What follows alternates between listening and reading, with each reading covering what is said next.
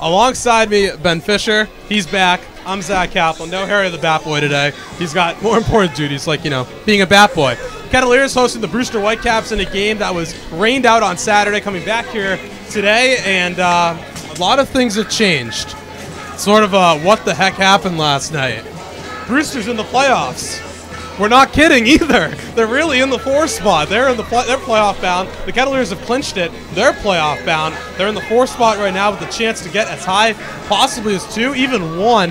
It'll take a full-out collapse from Wareham. We're going to get into the standings a little bit. He's Ben Fisher. I'm Zach Kaplan, taking you right up to this game. There are 4 games left in the regular season, and it's going to come right down to the last day, pretty much the home and home of Falmouth, as the Western Division teams try to figure out seeding. Ben, buckle up. It's getting wild down the stretch here. If you had told me a week ago that we'd have clinched the playoffs and that Brewster would be in a playoff spot, I would probably have fainted and hit my head on the sidewalk, because that just seemed inconceivable. I wasn't planning on it, but I think especially me, I'm the one who's been louder about it. If they can hold on to this lead, I'm going to have to eat a big old helping a crow and probably eat my hat as well, because I have declared them dead.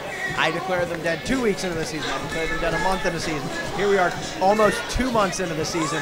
I declared them dead probably a week ago if we went back and checked the tapes, and here they are. Oh, we've declared them dead for a while, for a very long time, and maybe we just do a pregame show with egg on our head. Maybe like an egg and cheese from Dunkin'. We just get that, put it on our head.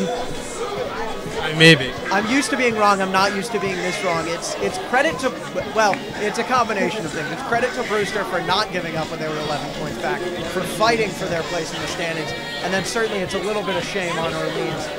You lose 5 in a row. So what the heck happened? Oh my goodness, it's unbelievable, and it's a 28-3 moment. I think red teams whose mascots are birds should just stop taking leads on people, because they blow them, and then everybody's sad, and everybody points the finger and laughs. So it's been a crazy last week, and we got most teams have 4 games left, a couple teams have 3, and I don't think anybody is going to be taking their foot off the gas last couple games of the year.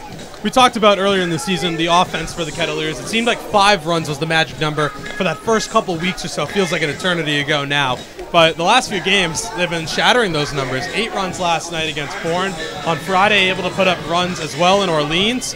And that was the difference, the 6 in that game. But they almost gave it up. But luckily, they were able to hold on for a roller coaster win. Saturday, of course, rained out. But the offense has been humming. 14 runs in the last 2 games now, both wins.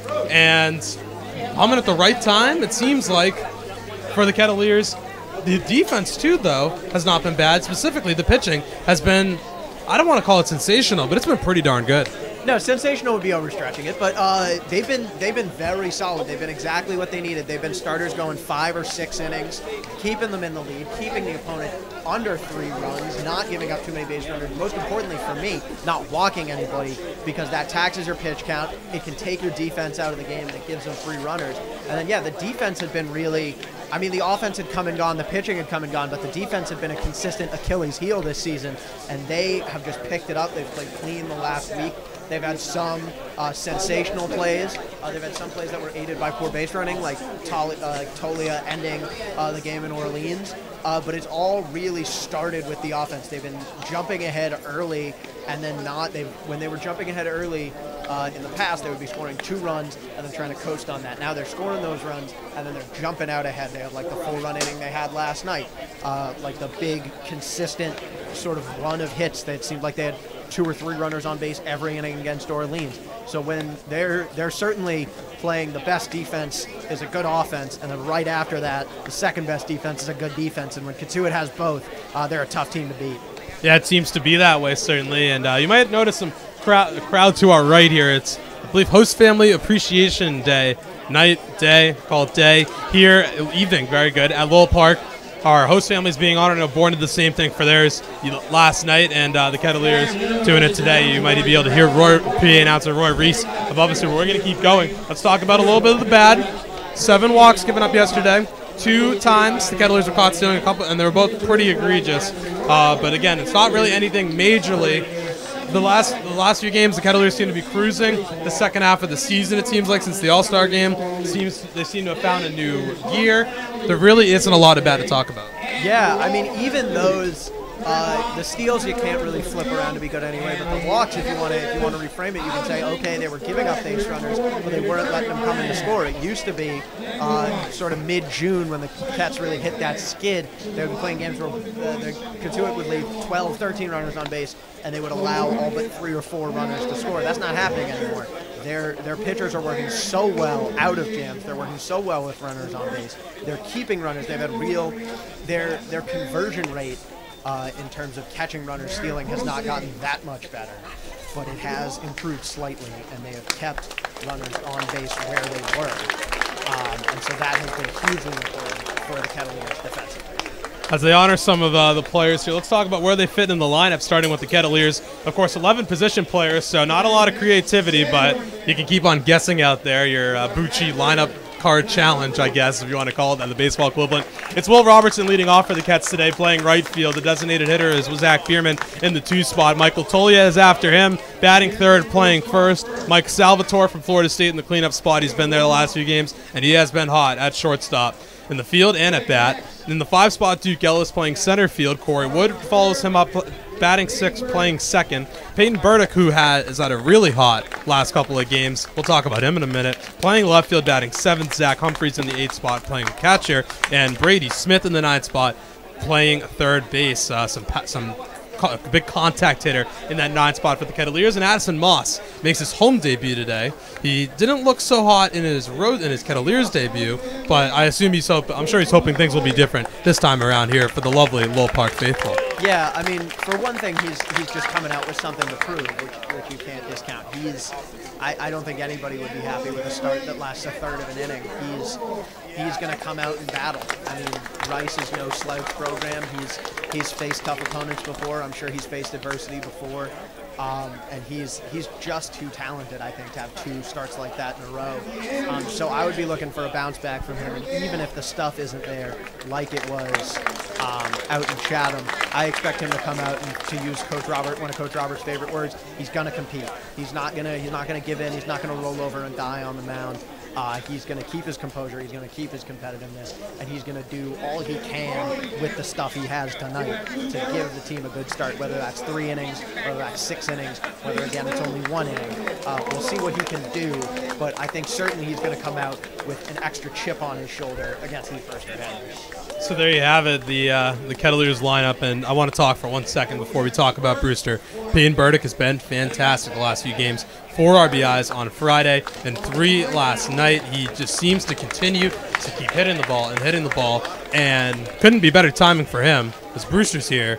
And we all know what happened the last time Brewster came to Lowell Park. The 3 home run game from Burdick on opening day. It really, the scouts were amazed, and I guess we were too. We were young pups back then, and Peyton Burdick was too, but he seems to have turned it around at the right time, and it couldn't come against a better opponent. Big opportunity for him today to keep that going. Yeah, to quote our good friends the Sams, this bird can fly, and they would probably flap their arms with that. I'm going to keep them down here holding my notes. But you usually don't know what to do with your hands, so that's a little surprising. No, I don't. I like to keep them stationary, sort of work with what I know. But yeah, he's made solid contact all season. When he puts the ball in play, you hear it and you see it, and sometimes when you're close enough, you can hear that whistle right off the bat. And that first game, he really showed what he can do. He's had a lot of balls that just the pure exit velocity off there is incredibly impressive. And just, I think he's been finding seams now. He's probably been squaring up a higher percentage of balls recently. And when you do that, you're going to find holes, you're going to find gaps. You're occasionally going to put a ball over the fence like he did 2 games in a row. So he's gotten incredibly hot, although I don't think it has anything to do with mechanical changes or anything, because there was nothing wrong with his swing all season. I think we can all see that. I think he's just found his swing, and I would bet the ball's looking probably big as a Thanksgiving turkey to him right now as it's coming over the plate. So I'm sure he's excited to be facing Brewster, but I think he's just excited to get back in the box and get a hit. Yep, Peyton Burdick. It seems like he's hitting beach balls out there, except those beach balls are made like tennis balls, and they're flying all around the park for extra base hits and a couple home runs in there as well. Let's talk about Brewster today. They come in 4th place in the East Division. Not a lot of people thought that we'd be able to say that. Not a lot of people thought they themselves would be able to say that even as much as a week ago, even a few days ago. This team is back in the playoff race, and what looked like a very dead chance to repeat at one point is alive and well now as they head into the playoffs. Of course, that 4th spot, and it seems like they're pretty fixed into that. They're going to have to go up against, or I shouldn't say too fixed into that. They're only a point up on Orleans, but if they are fixed into that, they're going to have to go up against YD. So it'll be a tough road to repeat, but they have the inside track with 4 games left, a point lead on Orleans. Let's talk about their lineup here. First, an interesting story about their starting pitcher today. Kyle Cameron, who's mostly a reliever, he actually missed all of 2017. He was battling a cancer scare that actually turned into it's sort of a blood-thinning disease. It was a very interesting story. He's from Alabama. He was mostly a relief pitcher. He has only made relief appearances this season for the Whitecaps, but tonight he's starting. It's his first start as a Whitecap. He sort of filled in. We were talking to the Brewster broadcast. There's a very nice couple of guys over there. It seemed like he was filling in sort of Sunday work in Tuscaloosa, but here he comes today. He's making the start at LP for Brewster in a very tight spot for them. So he's coming out here today. Besides the story, which is fantastic in its own right, what can you sort of tell us about his repertoire? He's not overwhelming. He's not one of the overwhelming guys we've seen. He sits in the low 90s. He's fastball, changeup, slider. He has a curveball. He doesn't. I can't say whether it's he doesn't like going to it, whether whoever's calling the pitches, be that the coach or the catcher, doesn't like going to it. He doesn't throw it much. He hasn't thrown it much up here. But he's a solid pitcher. I mean, you don't get a 2.94 ERA by accident. He has allowed 19 hits and 4 walks in 18 innings. And he does have only 14 strikeouts, so he's not overpowering. And Brewster does have a bit of a shaky defense, so if he's a guy who lets the ball get put in play, Cotuit could cause problems on the base paths and make Brewster make mistakes out in the field. But he's, I would say, similar to Moss. I would say he's coming out with a chip on his shoulder, wanting to sort of get, if it's your first start, you want to reward the faith that they've put in you by putting you out on the mound to start the game, giving you a longer leash. So I think we're gonna see 2 pitchers really come out motivated tonight, neither of whom have the best stuff in the world. So it's really gonna be on their pitch calling, on their approach, on their mixing speeds and locations, and just pure heart coming out there trying to beat two offenses made up of Cape League players who obviously can hit. Let's talk about that Brewster lineup right now. The Whitecaps coming into today's game 12-24-4. Not exactly the record of a playoff-bound team in most leagues around the country and perhaps the world, but here are the Whitecaps. So leading off, it's Ray Alejo with an inside-the-park home run. It was the difference in yesterday's game against Orleans. A pretty dramatic play there, is our understanding, at Stony Brook Field yesterday. He's playing right field leading off. Dominic Canzone and Jesse Franklin, the Ohio State-Michigan tandem there, the 2-3 spots. Canzone playing left, Franklin at first. Sure, no love lost there between that rivalry. I'm sure they love each other. Hunter Bishop in the cleanup spot. He has been on a tear lately. Had a home run against the Kettleers the last time they played and a 2-run homer last night that tied the game against the Firebirds. He's playing center field in the cleanup spot. Connor Gramis in the 5 spot, the designated hitter. Gage Workman, who also had a home run last night, in the 6th spot, the third baseman. Ike Freeman, who homered against the Kettleers last time. If it seemed like they had a lot of home runs, it's because they had 4. At 4 last time these two teams played at White House Field. The wind was blowing out to center and perhaps into the ocean last time these two met over on the lower Cape. Ike Freeman in the 7th spot, the shortstop, like I mentioned. Joe Donovan behind the plate, the catcher. And Darren Baker, son of former Major League Baseball manager Dusty Baker, in the 9th spot playing second base. We actually missed him by a day the last time we played in Brewster, so very upsetting there. And they're all in the field for Kyle Cameron, who we mentioned, from Alabama. So there you have it, the Whitecaps. Interesting lineup they got today. I know they're pretty short on position players as well. But you talk about, they have some bats in there. Alejo, one of the fastest, your typical leadoff guy, one of the faster ones in the league. But talk to me about Hunter Bishop. What is it? This kid seems to just be hitting the cover off the ball right now, and especially against the Kettleers. He's just turned it on, and he's a fun guy to watch when he's not playing your team. He has sort of a classic, just in terms of aesthetics, as a ball player, as a look. He comes up, he has a pretty left-handed swing, doesn't wear batting gloves, has taped up wrists, so he looks like sort of a hard-nosed, old-school guy. And then, he's just been that ball against Cotuit, he just turned on and lost it into the trees. Joe Lobella. So he's certainly, I mean, you're not, as I said, you're not at Air Arizona State by accident. So he's just showing the potential that he has and maybe hadn't tapped into earlier this year. But he can tear the cover off the ball. Not a lot of wind to speak of tonight. If it's blowing out to right, you're in trouble. If it's not blowing at all, he certainly has the strength, the mechanics, and the pretty swing to just knock one in on the trees in right field. So he's definitely a guy to watch out for in the middle of that order. Yeah, it seems pretty amazing, I got to say, between him, between Bishop, Carter Aldretti of Orleans, and Spencer Torkelson in Chatham.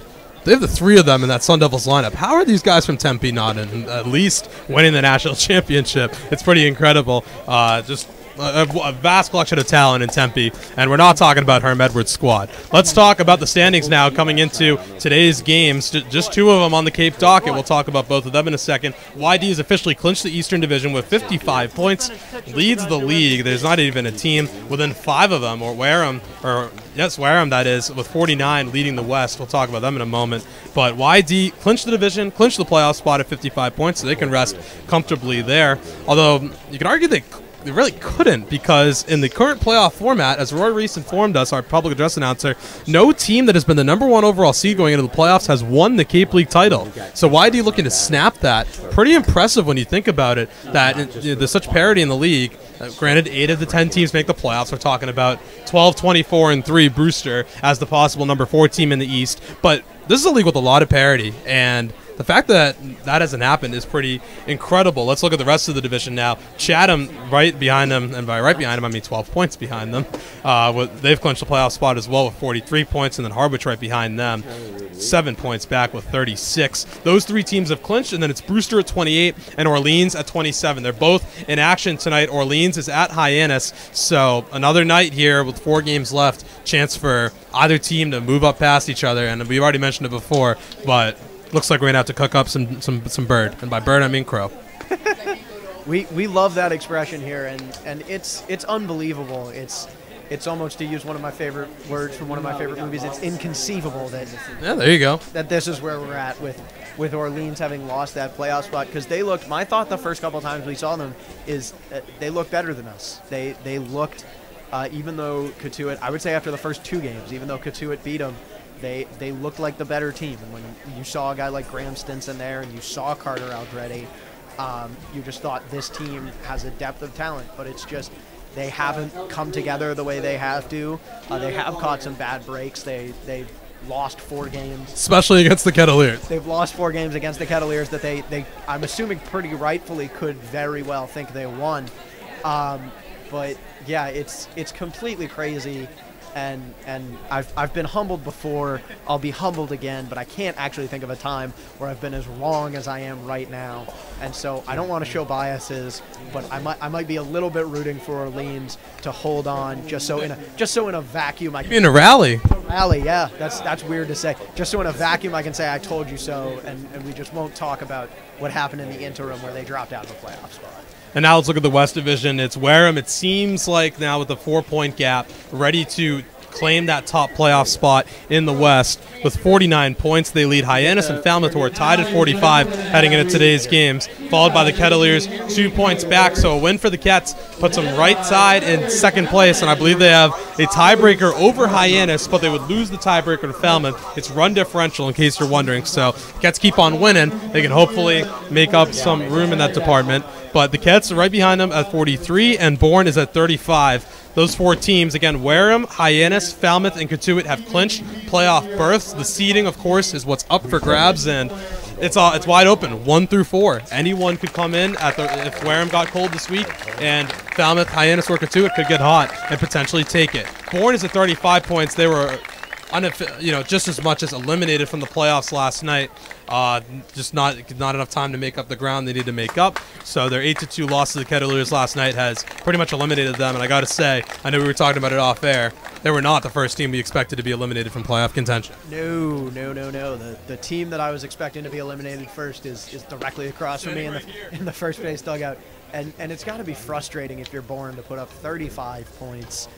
You're 7 points ahead of the 4th place team in the East, and it just feels like it's the same as I was saying to you again off air, the 2008 Patriots. You go 11-5, and a team in another division goes 8-8 and makes the playoffs, and you stay home. it's irritating, but you know what you're signing up for when you start the season. You know to an extent what you have to do, who you have to beat, how you have to beat them. And so Bourne can be mad at the system, but they knew what they had to do coming in, and they didn't do it. So you're not going to get a lot of sympathy in this league. People come here, they come here to win, and they come here to get good looks from scouts. So if Bourne didn't do enough of that, then they didn't earn a spot in the playoffs. And it's unfortunate, but that's the way the cookie crumbles. And I mean, the bright side is they get to play 3 pressure-free games in this week, and hopefully have some fun their last few days on the Cape. Absolutely. That's seeming like that losing streak for them, and then losing streak for Orleans. It was 5. I think it was 5 or 6 games at one point for Bourne, and for Orleans, I know it numbered. I think got to 5 as well. So looking like there will be the difference in what separates them from the playoff teams rather than includes them. Let's talk about last night's games and then tonight's games. Tonight only 2 on the Cape, but last night YD 8-1 win over the Harwich Mariners. These Red Sox keep on rolling, getting ready for the playoffs. Brewster 4-3 over Orleans. Again, we mentioned the 2-run homer by Bishop tied the game, and Alejo's inside the park home run won it for the Whitecaps, putting them in front for that final spot in the East Division playoffs. Wareham 10-6 win over Hyannis. They have now a 4-point lead again over the Commodores and the Harbor Hawks, so big difference for them, obviously. And then finally, Falmouth 6-1 win over Chatham, so they keep pace with Hyannis for that 2 spot. And then, of course, the Kettleers 8-2 over Bourne. Looks like we have some awards here. The most valuable pitcher from Stephen Schock, and perhaps the most valuable player from Michael Tolia. So he gets the picture in with his host parents. You can see them crossing right in front of the shot here. What's that? And Harry the Bat Boy. Yeah, because he is family. We know that. He's part of the host family. But of course, a member of our family, our pregame show family. He was one-time guest, recurring guest, if you will. So there you go. Congrats to Michael and congrats to Steven. We're just about ready to get you ready for today's game. We're playing we'll play home at Wareham tomorrow at 5 o'clock, and by we I mean the Kettleers. Not supposed to do first person on TV. That's a good lesson for you. And then Brewster will be at Falmouth tomorrow at 6 o'clock. The Kettleers will be definitely rooting for the Whitecaps. It will be big for them in terms of seeding if they're able to get that to go their way. That'll do it for us on behalf of Ben Fisher and myself. I'm Zach Kaplan. Hopefully you can come on down to Lowell Park. It's a bit overcast today. A little less smuggy than in previous days, would you say? Yes, it's not great. All right, well, any parting comments from you here, Ben? Nope, I'm ready for baseball. All right, well, I think we're ready too, so let's send it up. I think we got a birthday. We have a birthday boy in the press box. Do we have a birthday boy in the press box? I know he'd be really embarrassed if we sang happy birthday. We're not going to do it. I'm just kidding. Let's send it up to Sam Brief. We're a day late and $1 short, but a happy belated to you. Brief, Niederman, all yours, guys. Fisher, Kaplan, thank you so much. I'm glad you didn't end up singing happy birthday. Birthday boy today is Pete Flaherty, one of our GM and scout interns, so happy birthday to him. And we welcome you into our broadcast booth. Sam Brief, Sam Niederman.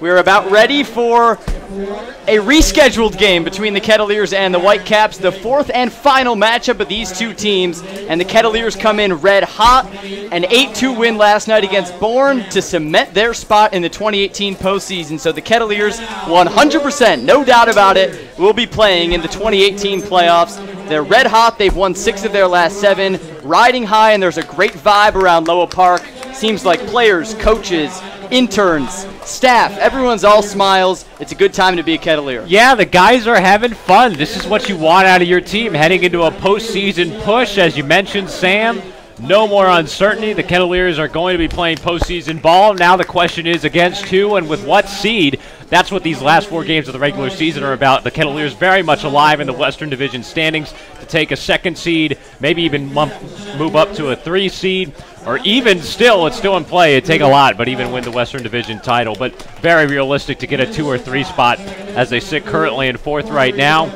So it's crucial for Mike Roberts' side to keep the same attitude, one day at a time, focus on playing winning fundamental baseball. And they have another great opportunity today against the Brewster Whitecaps. Yesterday, the Kettleers came into a matchup against the Bourne Braves with a win. They would clinch the playoff berth. They won in a big way, 8-2. Good starting pitching from Griffin McLarty. He was solid, but the story of the day was the offense, Sam. 8 runs for the Kettleers on 15 hits. Duke Ellis and Peyton Burdick were the story. Burdick was a home run shy of the cycle. He hit a single, a double, and a 2 RBI triple. Duke Ellis was solid with 3 hits, all singles, and those two would key the offense in an important win for the Kettleers that keeps giving them momentum. It seems like every game they're building this momentum down the stretch run. This offense is heated up at the right time. How about 207 runs scored total on the season? That's third best in the entire Cape League. That was a mark that was suffering a couple weeks ago for Cotuit, where they went through a bad stretch at the plate where they were only scoring about 2 runs a game, mustering up 6-7 hits a game, running into a lot of good pitching on the opposing side, but they found their stroke at the plate, and Mike Roberts has found a lineup that works. Not many changes over the last week or so during this winning stretch, and a lot of it having to do with the guys you just alluded to. Duke Ellis, Peyton Burdick, both have been fantastic, especially last night. Ellis getting on base, a threat to run always. He scored a lot of runs. And then Peyton Burdick seeing the ball extremely well right now. 6-game hit streak, lots of power. He's into all fields. He's got the home runs back into his arsenal. Really good stuff from Bird. Ellis as well. That middle part of the order of Duke Ellis, Corey Wood, and Peyton Burdick, 5, 6, and 7, has really made a nice niche in that spot. Last time Brewster was here at Lowell Park, it was Peyton Burdick's day. 3 home runs in that 10-1 opening day win back on June 12th. But yesterday, undoubtedly his second best game of the season after that 3-home run opening day.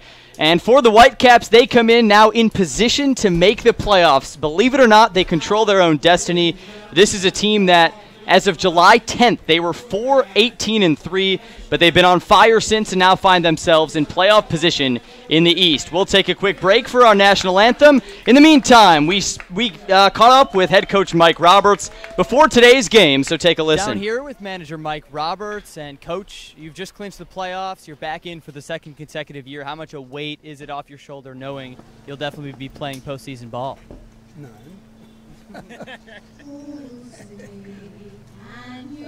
No, I'm serious. None. You know, you play every day up here. Yesterday's gone. Today's today. So you look forward to playing today in the last 4 games, and then we'll take care of that later. So, you know, today it's just as important, in my opinion, as yesterday.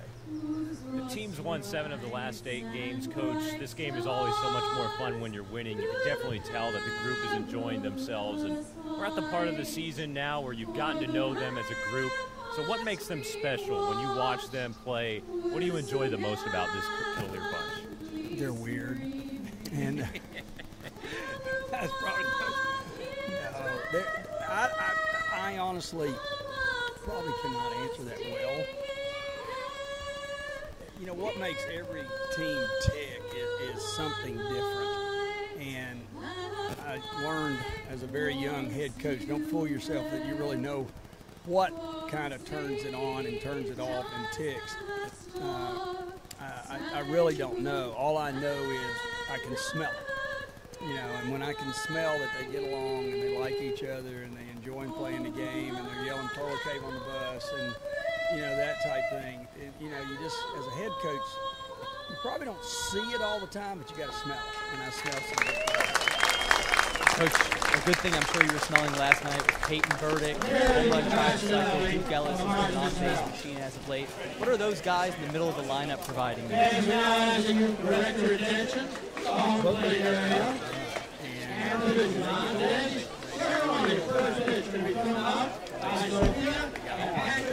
Speed. That's always helpful.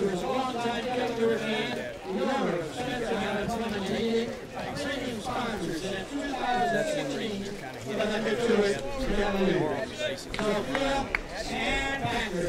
they've swung the bat really well, but we have 1 through 9 who swung the bat. And Oviedo, when we played the other day, came in and swung the bat really well. And he'll be back in there soon, and we've got a couple of new players. But no doubt last night, kind of studying a little bit. No doubt last night, Ellis and Burdick stuck out in the way they swung the bat. But a real big hit was late in the game by Will Robertson. He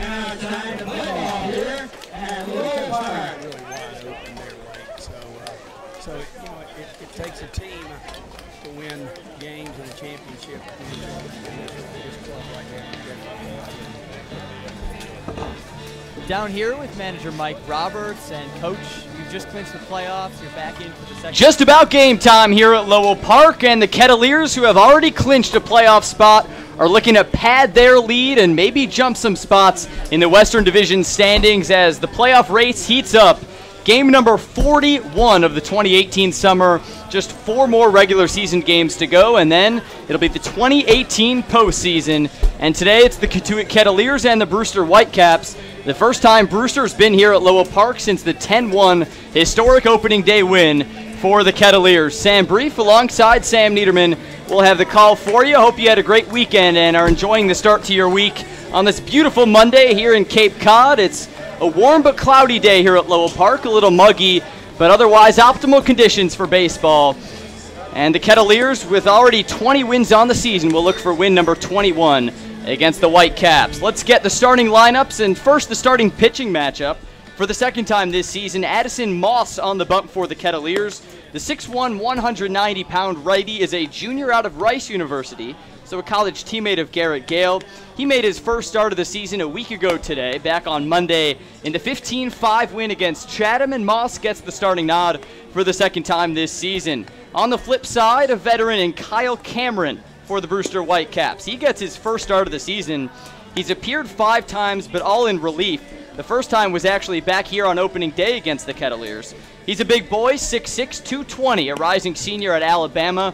And just like Cotuit's Deacon Metters, he's a native of Tuscaloosa. His last outing was all the way back on July 12th against the Harwich Mariners, and he gets the starting nod today for Jamie Shevchek's Brewster Whitecaps. Now let's get you the Whitecaps starting lineup, which starts with Ray Alejo, the right fielder, is batting leadoff. He had an inside-the-park homer yesterday in a 4-3 win over Orleans. In the 2-hole is the left fielder out of Ohio State, Dominic Canzone.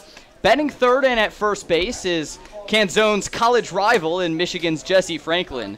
In the cleanup spot is the center fielder Hunter Bishop.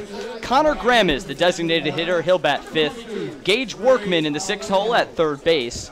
Ike Freeman playing shortstop. He bats seventh.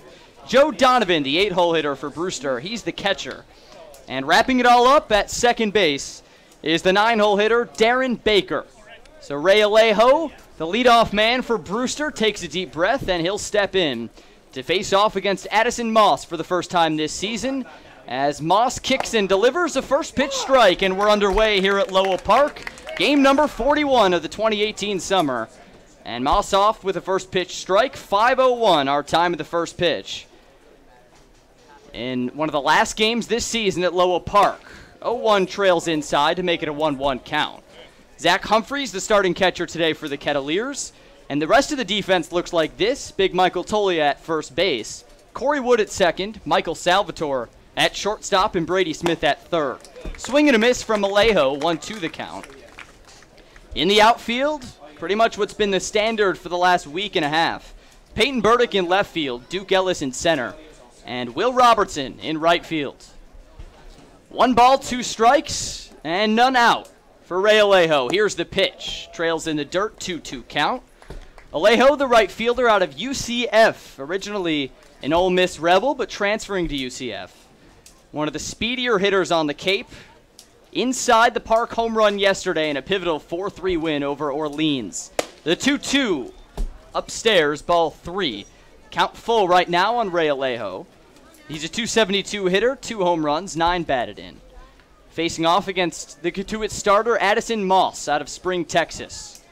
Here's the full count offering to Alejo, and he sends a high popper on the left side of the infield.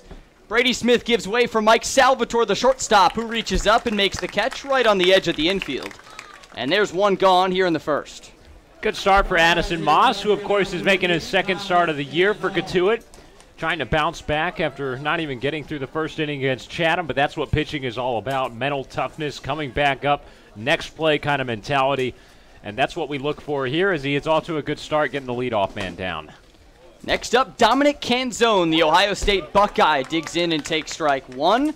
Canzone looking sharp. He's got the teal Brewster uniform. Teal tops, white pants, white Brewster, and a serif text across the front as Canzone blasts one to deep left field, but Burdick ranging back. He reaches up and makes the catch. There's 2 outs.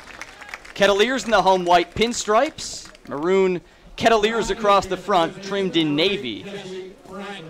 And a quick 2 outs for Addison Moss. He'll face off against Jesse Franklin next. So these are 2 of the hotter teams on the Cape. The Kettleers are the hottest team. 20-17-3 their record on the season. They've won 2 in a row and 6 of their last 7. As Jesse Franklin steps in and takes strike 1 on the outside corner. Brewster also a pretty hot team. And for the way they started this season with a 4-18-3 record through their first 25 games. They've been 8-6-1 since. Now find themselves in playoff position. They got that spot in the East. As ball 1 low. So Brewster still has the fewest wins on the Cape with 12. They've got twice as many losses as wins. They're 12-24-4, but if the season ended today, they'd be in the playoffs. Here's the 2-1 to Jesse Franklin. In there on the inside corner, 2-2 count. So already a better start for Addison Moss than last time out against Chatham. Monday night, Anglers jumped out to 5 runs in the first, and the Kettleers responded with 15 unanswered for a fog-shortened win. Here comes the 2-2. Moss kicks and deals, swing and a miss. Ring him up. Addison Moss, a 1-2-3 inning in his first appearance here at Lowell Park. And we've got no score between the Kettleers and the Whitecaps as we'll head to the home half of the first here on the Cape Cod Baseball Network.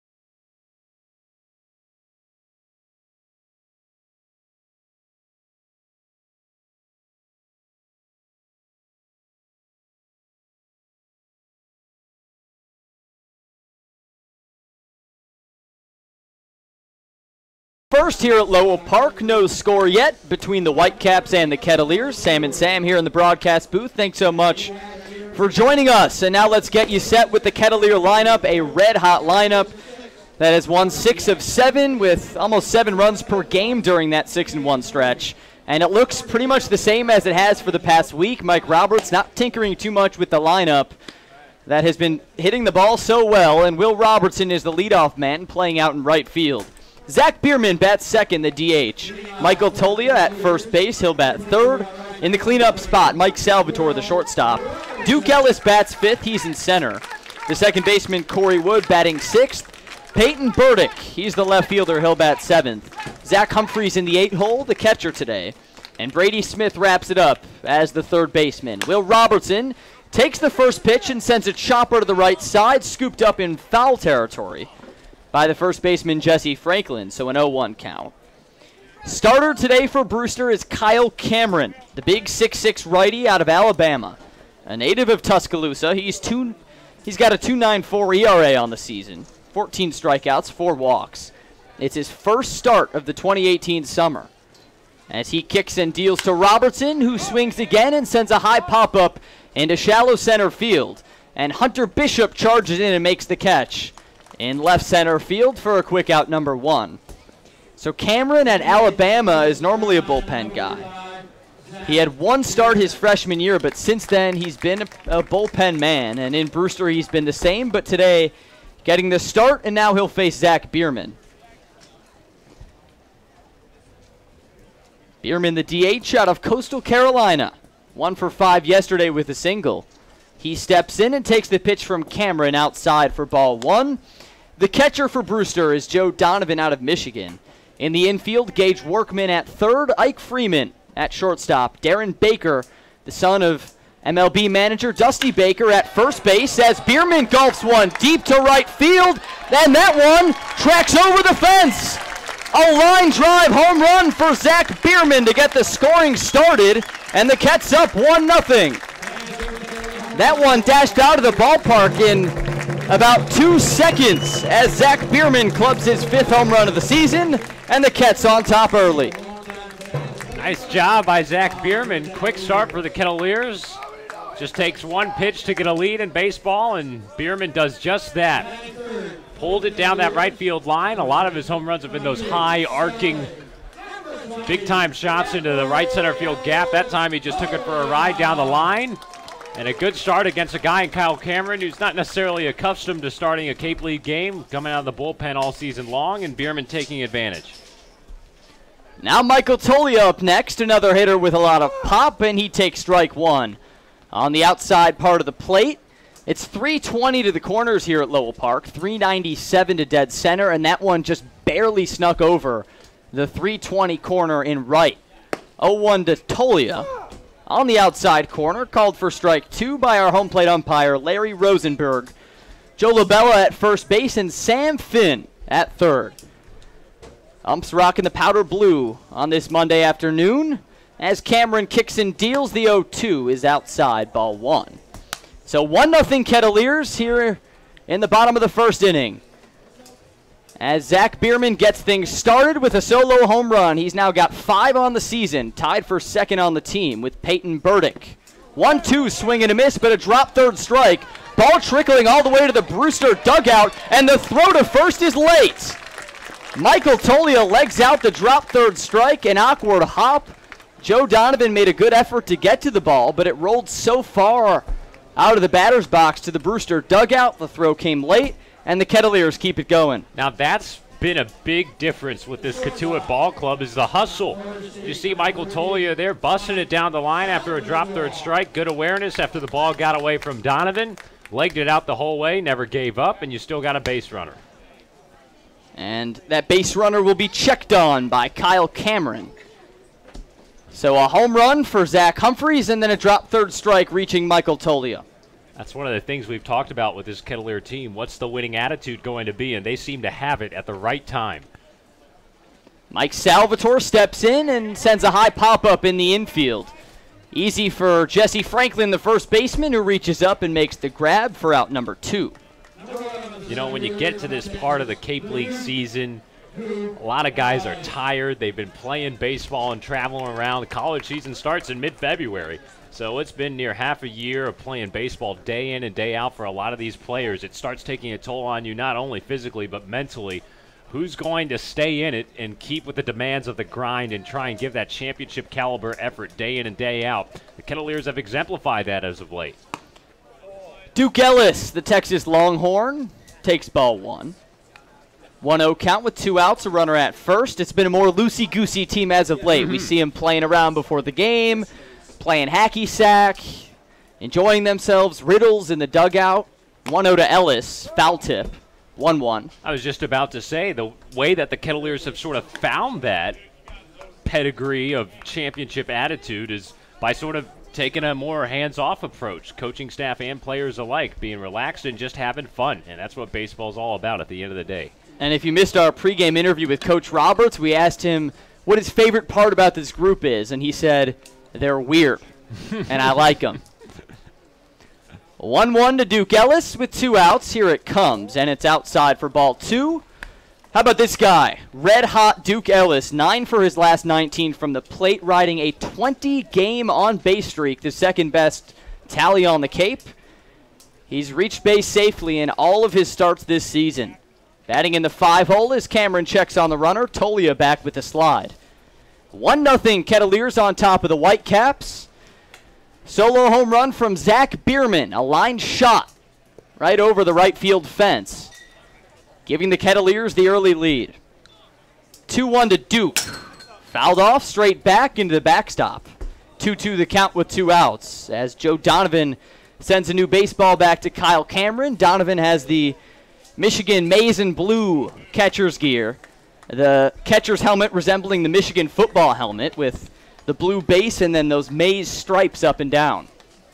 Here's the 2-2 to Duke Ellis. It bounces in the dirt and all the way to Kyle Cameron, who watches Michael Tolia slide safe into second, taking advantage of the pass ball and a funky one. It hit off the cleat of the catcher Donovan, bounced back to Cameron. He couldn't make the play. Now runner in scoring position for Duke Ellis. Good job by Michael Tolia, now advancing 180 feet off of just mistakes from behind the plate by Brewster. That drop third strike initially to get on to first, and then on his toes to get up to second there on a pass ball. See if Duke Ellis can drive him in with 2 outs. That's been an area where the Kettleers have excelled as of late. Ellis yesterday was 3 for 4 with 3 singles in the win over Bourne. He scored 2 runs and drove in a run. He's got a full count with 2 outs, and Michael Tolia at second. Cameron looks back. Here's his pitch out of the stretch. Swung on, tapped, center field. It's down for a base hit. Michael Tolia charging around third, speeding home with the second run of the ball game for the Kettleers. Now a bad throw to the plate. Duke Ellis takes advantage and slides in head first to second base. An RBI for Duke Ellis, and the Kettleers on top, 2-0. Duke Ellis doing what Duke Ellis does with a full count. Nice short swing. Takes it oppo to the left center gap. Tolia comes home to score. That proved big on that pass ball to get him into scoring position. And opportunistic base running by Duke. Confident in his speed. A lot of runners would have been gunned down there on the relay as a bad throw came in from center and Donovan had to recollect. Ellis wasn't even halfway when Donovan was rearing back to throw, but he forced the hand of him. Such a low throw that he was able to still slide in safely. Great job by Ellis believing in himself to get up to another 90 feet. Next in line, Corey Wood. Ellis off and running. The steal attempt of third, and he won't get there. The throw in time to get the out. Relay from the catcher Donovan to the third baseman Workman gets Duke Ellis trying to steal third base. Brewster gets him there, but the Kettleers strike first. A solo home run from Zach Bierman and an RBI single from Duke Ellis put Cotuit on top, 2-0 as we head into the second. This is Cotuit Kettleer Baseball here on the Cape Cod Baseball Network, and we'll be back right after this.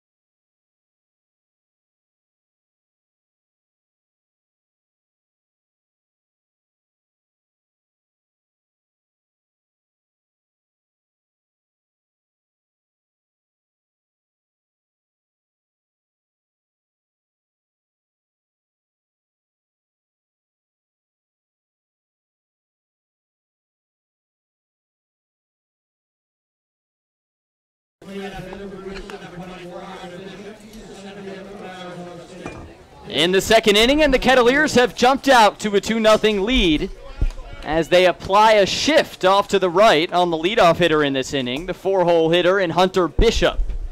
Batting from the left side, he's the center fielder out of Arizona State. And he'll now hit against a Kettleer infield that has 3 on the right side and just the third baseman Brady Smith on the left side.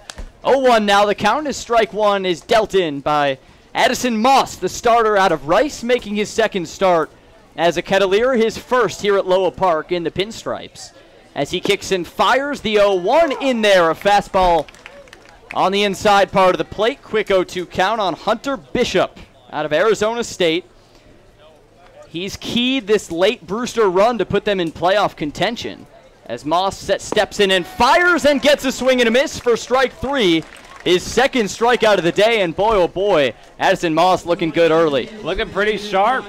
Retiring the last 2 batters on strikes, and a good hitter in Hunter Bishop there who's got a lot of power. Went right after him, fishing him off with a nice curveball on the inner half of the plate. It's a great start for Addison Moss here at home. Against a red-hot Hunter Bishop, who's 6 for his last 15, 2 home runs in that stretch. Now ball 1 to Connor Grammis, the Xavier Musketeer, who burned the Kettleers for a home run in their last meeting on Wednesday. These two teams met in a home run fest on Wednesday at Stony Brook Field as Grammis sends one out.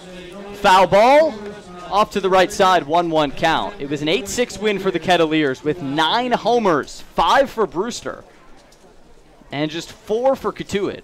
Just 4. That's a lot. 1-1 to Gramis. Swing and a miss. Set a pitch in the dirt. 1-2 the count. Kettleers on top 2-0 on an RBI single from Duke Ellis and a solo home run from Zach Bierman. Looking for their 7th win in the last 8. The 1-2. Swing. High drive. Deep right field. Playable for Will Robertson, who tiptoes around and makes the catch for out number 2. 5 up, 5 down so far for Addison Moss. Moss looking pretty good early on. Works pretty fast. Sort of reminds me of a John Baker, who was the Kettleers ace for quite some time. Yeah, he's got the same sort of frame. That 6'2", 6'3", kind of lanky, works fast, downhill. Fastball that's in the low 90s. He whipped one in the previous at-bat at 93 miles an hour on the radar gun here at Lowell Park. Next up, Gage Workman. He swings at the first pitch, sends a high pop-up in shallow left field. Mike Salvatore, the shortstop, high points it for the 3rd out of the inning, and Addison Moss goes 6 up, 6 down to start the game. A clean slate as the Kettleers lead it 2-0, heading into the home half of the 2nd here on the Cape Cod Baseball Network.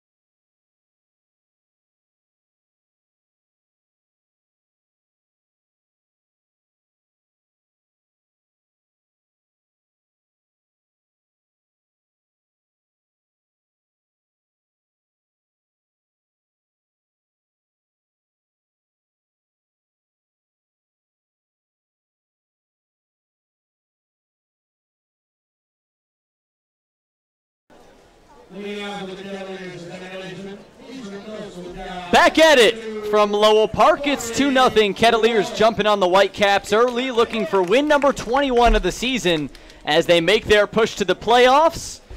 The win last night for the Kettleers, 8-2 over Bourne, clinched their 6th playoff berth in the last 7 years as Corey Wood takes ball 1 high.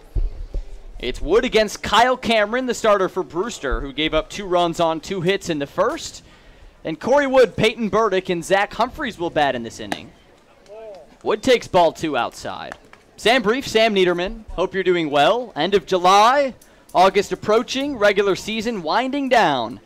After this one, just 3 more games before the playoffs. 2-0 to Corey Wood. Outside, ball 3. Hope you're having a good week, good start to the week. This is one of just 2 Cape League games today. The other one of interest to the Brewster Whitecaps and the Kettleers. Orleans at Hyannis. 3-0 from Cameron. Hits the outside corner, strike 1. So Orleans and Brewster doing battle at the bottom of the East. Right now, Brewster up 1 point on Orleans for the final playoff spot. So that game of interest. 3-1 trails inside, ball 4 as it skips all the way to the backstop. And Corey Wood on with the leadoff walk. And from the Kettleers' perspective, they actually have a chance to tie up Hyannis, who has been in, or was previously first place in the West for about the last week and a half.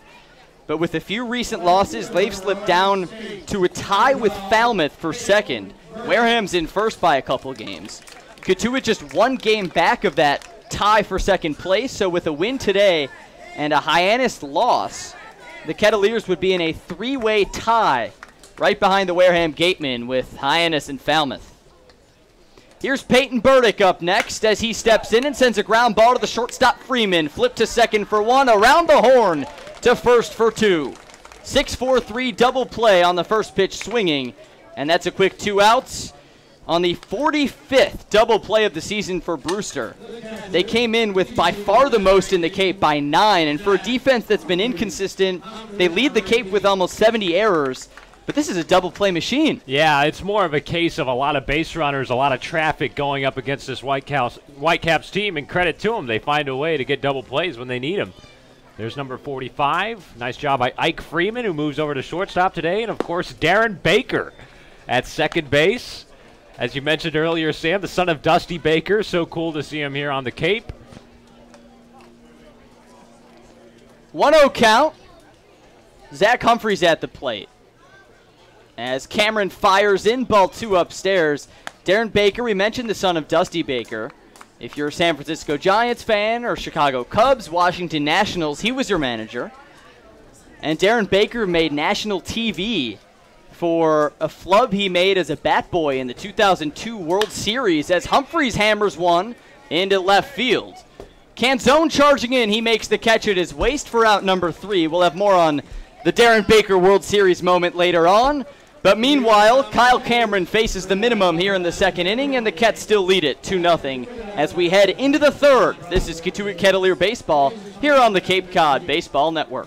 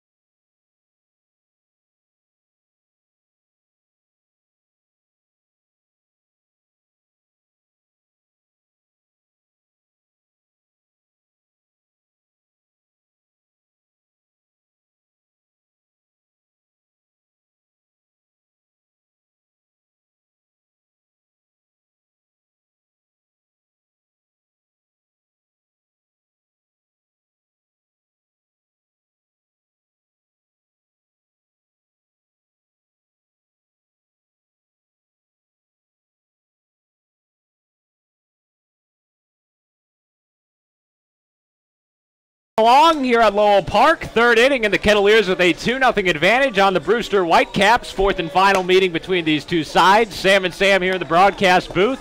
The right-hander Addison Moss in his second start for Cotuit, dealing, retiring the first 6 batters he's faced. He's got 7, 8, 9 in the Brewster lineup. Ike Freeman to lead things off, Joe Donovan, and then Darren Baker. As Moss will look to protect the 2-run lead. Both runs for the Kettleers coming in the first inning. Zach Bierman, a solo home run. Duke Ellis, a 2-out RBI single. So here's Ike Freeman, shortstop from North Carolina, 241 batter on the year, 3 home runs and 6 driven in. First pitch from Moss, hard fastball at 90 miles an hour, called for a strike on the inner half of the plate. The right-hander from Rice University, joining his Rice Owl teammate and Garrett Gale, the Kettleer closer. Came on for the last 6 outs last night against Bourne. Curveball in the dirt for ball 1. Moss from Spring, Texas, of course the same town that one Garrett Wolforth is from as well. Dallas Baptist University product. Who's not catching today, it's Zach Humphreys behind the plate, who does a good job to frame a curveball on the inner half. Called strike 2. 1-2 the count on Freeman. Kettleers playing straight up on the infield and in the outfield. Pretty good crowd here on Host Family Day. All of the Cotuit host families honored with their players before today's game. Moss the windup in his 1-2. Curveball bounced on the left side. Salvatore ranging over. Deep throw in the hole. That takes a low hop and is unable to get there in time as Freeman legs out an infield single. So the first hit of the ball game for Brewster and their first base runner as well. Leadoff man aboard for Joe Donovan. those plays in the hole, we've seen Salvatore develop a bit in that department, and sometimes he'll take it and not throw it because he doesn't seem like he has the play. That time, good to see him challenging himself and make a short throw, but an on-target throw to give Tolia a chance. Ball 1 to Joe Donovan as Addison Moss works out of the stretch for the first time today. Runner on first and Freeman after the infield hit. Kettleer infield at double play depth with nobody out here in the third, a 2-0 Cotuit advantage. 1-0 pitch is a breaking ball, hit in the air, foul out of play on the right side. Moss featuring a lively fastball early on, anywhere from the upper 80s to the low 90s. He's topped out at 93 so far today. There's a good changeup and a curveball as well. Also has a little bit of a hard slider that can sit in the lower to mid 80s. He's gone with that a few times. Donovan, a right-handed batter at the plate, the 1-1. Fastball, called strike, snapback throw to first from Humphreys. Not quite in time as Freeman dives back in safe. But Moss gets ahead in the count, 1-2. Seen that a couple of times from Humphreys, the TCU catcher who began the year as a primary man and now platoons with Garrett Wolforth, an all-star for the Kettleers. Working with a fellow Texan in Moss. Breaking ball, splintered in the air, shallow right center field, and that ball drops in for a base knock. As Freeman will stay at second base, Joe Donovan aboard. A little bloop single into right field. And Brewster with their first 2 hits of the ball game coming in this inning. And the number 9 man, Darren Baker, will have a chance with nobody out and runners on first and second. 2 hits for Brewster that weren't too flashy, but got the job done with Freeman punching it into the hole. And then that time, Donovan sending a nice little blooper where no one could really get to it between Wood and Robertson in shallow right. And, of course, here's Darren Baker, the son of Dusty Baker, a longtime MLB manager who actually spent a few moments here on the Cape last week. Actually went out with the Brewster coaching staff and went fishing as Baker lays down a bunt on the left side and a beauty. And a tough throw from Moss just in time at the plate, at first. Addison Moss fielding his position well to get 1 out at first. But Baker with a successful sacrifice to move both runners in scoring position. Whew, that guy's lightning. He almost legged that one out. He certainly thought he did. A little dude, Darren Baker, just 5'11", 160, and he can fly down the base paths. And Addison Moss is going to have to pitch out of his first jam of the ball game here with 1 out and the top of the order coming up. Leadoff man Ray Alejo with runners on second and third. Here's a pitch from Moss, breaking ball that sweeps off the plate for ball 1. It's the Kettleers up by 2 here in the top of the third inning. Brewster with their best chance of the afternoon. Finally getting to the right-hander out of Rice. 2 hits, and then the sac bunt from Baker. And now Alejo at the plate, 0 for 1. He popped out to short. Fastball on the outside corner, strike 1 to even up the count.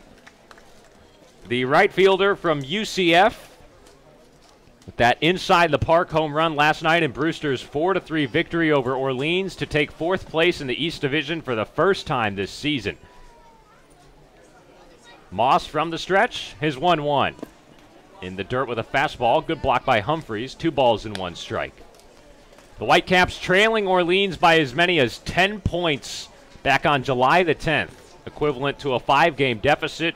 They finally surpassed the Firebirds yesterday with a 3-run 7th inning that was wild, capped off by this man at the plate, Alejo, an inside-the-park home run that proved to be the game winner. Moss steps off the rubber, will take off his cap, wipe the sweat off his brow, and readjust here. Donovan at second, Freeman at third. 1 out, Kettleers by 2, and a 2-1 count. Here's the pitch. Breaking ball, just on the outside corner. Nice curve from Moss, and he evens up the count. 2 balls and 2 strikes. Brewster looking to answer here as Moss slows down his pace, a little more methodical with the runners in scoring position. The right-hander from Spring, Texas comes set and deals. Swing and a miss. Nice changeup in the dirt. Drop third strike as Humphreys fires down a clean throw to first to retire the runner. And both runners in scoring position stay put, and now 2 down. A good comeback from Moss. Yeah, good sequence there against Ray Alejo, and Moss looks really sharp early on.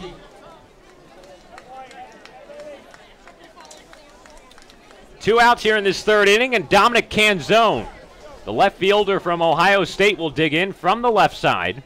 Runner still on second and third base. And a 2-0 Cotuit lead. First pitch from Moss, grounded hard on the right side, foul. Today's umpiring crew, it's Larry Rosenberg behind the plate, Joe LaBella at first base, and Sam Finn, who's in B position right now in between the pitching mound and second base. He's the third base umpire. The 0-1.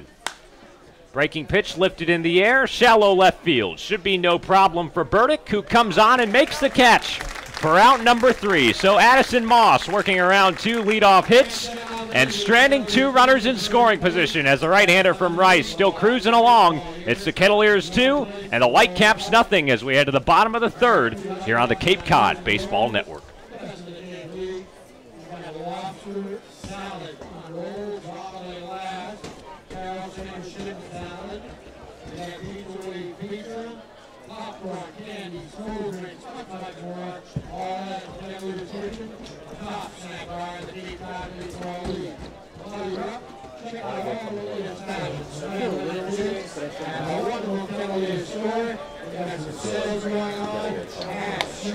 I want to win this game like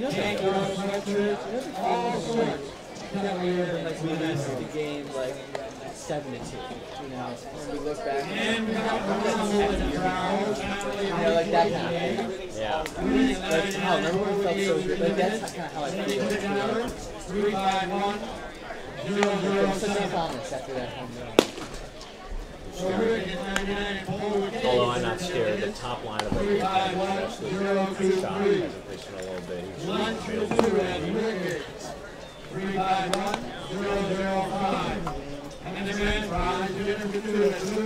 I feel like Jason. I'm about to see respawn.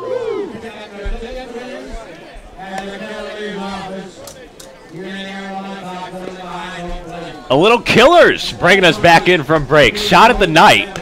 Good trivia for you. That was the 2014 March Madness theme song. Back when UConn won their second championship in a few years with Jim Calhoun. Of course, Shabazz Napier took him on that run. Remember that? The 54-41 championship game over Butler. That was in 2011. Right. No, 2014 was over Kentucky. The 7 versus the 8. Yeah. All mixed up. Anyway, we're playing baseball here. Bottom of the third here at Lowell Park. Happy to have you with us, Sam and Sam. The right-hander, Kyle Cameron, on the mound for Brewster. And the Kettleers up 2-0 with Brady Smith, Will Robertson, and Zach Bierman due up. Smith, the 9-batter, takes a strike for the first pitch of this at-bat. Brady batting .333 on the season, a home run and 8 driven in.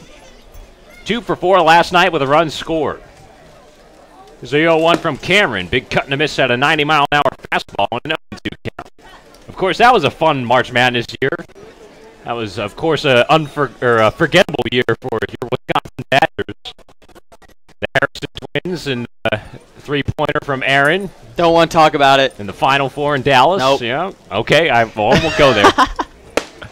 There's ball 1 to Smith, who takes high at the letters. Yeah, Aaron Harrison burned the Badgers with that. All of those threes were from the same exact spot on the left wing. Ugh. But you got them the next year. Yep, and that's all that matters when they were undefeated. Smith taps the 1-2 right back up the middle, past a diving Darren Baker, and into center field, a leadoff base knock. The Kettleers with their third hit of the ball game. Good knock from Brady Smith, another one of these keys offensively who has been a little under the radar as of late because he hasn't had anything flashy, big doubles and home runs, but he quietly has strung together base hits, gotten on base yesterday, 2 for 4 with the runs scored and 2 singles. I think he's keyed this offense as he's moved down to the bottom of the lineup and turning it back to this guy at the top. Will Robertson, the leadoff man. First pitch from Cameron, up and in with a fastball. Smith, he provides some balance to the Cotuit order. He's got enough pop, he gets on base, and sort of gives that stability in the number 9 spot. He's aboard here with nobody out, and the Kettleers up by 2. 1-0 from Cameron, hit on a line, off the tip of Baker's mitt at second, and into right field. Smith will chug around second and go to third. Robertson moves up to second as well. And the Kettleers take an extra 90 feet apiece on the base paths.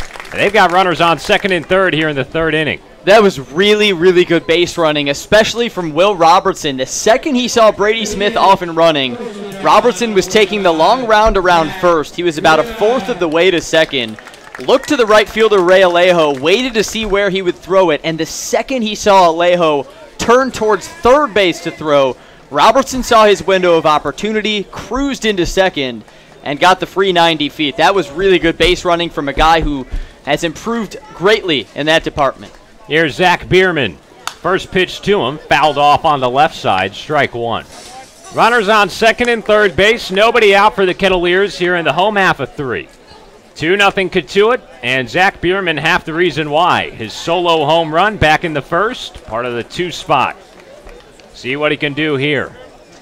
The 0-1, just off the plate with a curveball, 1-1 the count on Zach. Going yard for the 5th time this season. RBI number 21, a big DH, an all-star from Coastal Carolina. Bats from the left side, holding that wood bat, just resting on his back shoulder. A 1-1. Hit in the air, foul once more on the opposite side. And that one back into the parking lot. I think it dodged all the cars back there as the youngsters go chasing for it. Overcast skies here at Lowell Park. Temperature in the 70s, pretty warm day. Cameron set the 1-2. Bierman hits it oppo, flying in the air, deep to left field, near the line, and that ball is foul. Just to the left of the left field foul pole. Went just shy of that fence. 320 down the lines here at Lowell Park, and Bierman thinking about going oppo for perhaps his second home run of the day, but just short there.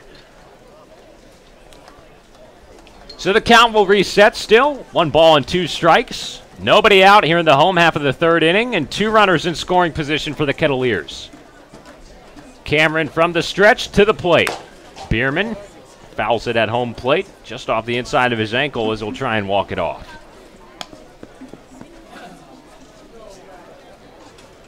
Kettleers began this inning with a Brady Smith single, then Will Robertson a single into right field. Smith going first to third on that hit, and then the throw coming from right field to try and get him at third base, allowing Robertson to get to second. The 1-2 again. Fouled off once more, and Bierman battling with 2 strikes. Big Michael Tolio waits in the on-deck circle. The right-hander from Alabama, Kyle Cameron, on the mound with the stirrups today. Brewster in the road teal uniforms, those teal caps, the navy brims, and the white Brewster B on the front. Almost a Seattle Mariners look with the color scheme. Almost. I see it. Just a little reminiscent. An alternate. The 1-2. And the dirt, good take from Bierman on a curveball. And he's evened up the count. 2 balls and 2 strikes. Zach 1 for 5 last night in the win against Bourne. The Kettleers clinching a playoff spot for the 11th time in Mike Roberts' 15 seasons at the helm. Looking to make noise after a first-round exit last year. Cotuit has not won a playoff game since 2014. Taking on last year's defending champs in Brewster. The 2-2 again. Bierman takes it in the air, sinking near the line in left field and getting out of play, foul. The Whitecaps with that 2017 dream season. They went 500 in the regular season, just Jamie Shevchek's 3rd year as the head man. But then going 6-3 in the postseason, all 6 wins coming in elimination games. They tore through YD, Orleans, and then the Bourne Braves to take their 2nd championship in league history. The 2-2. Bierman hard ground ball towards first. Franklin has it. He'll take it to the bag himself, but a run will score with the infield playing back. Smith comes home. 3-0 Kettleers. RBI ground out from Zach Bierman. A lot more of those as of late, as we've documented. Those routine plays where you drive in a run just means you got runners in scoring position with no one out and 2 in scoring position on second and third. You got to get 1 on. Anyway, possible, and Bierman gives the Kettleers another run with his 2nd RBI. A productive at-bat for Zach Bierman, who's driven in 2 of the 3 Kettleer runs, and now Brewster will pull the infield in with Michael Tolley at the plate, run around third with 1 out. First pitch from Cameron, breaking ball just off the plate, ball 1. It's Gage Workman, who we've normally seen at shortstop, playing at third today. Ike Freeman is the shortstop, Darren Baker at second base, and then Jesse Franklin, the first baseman. All of them near the infield grass.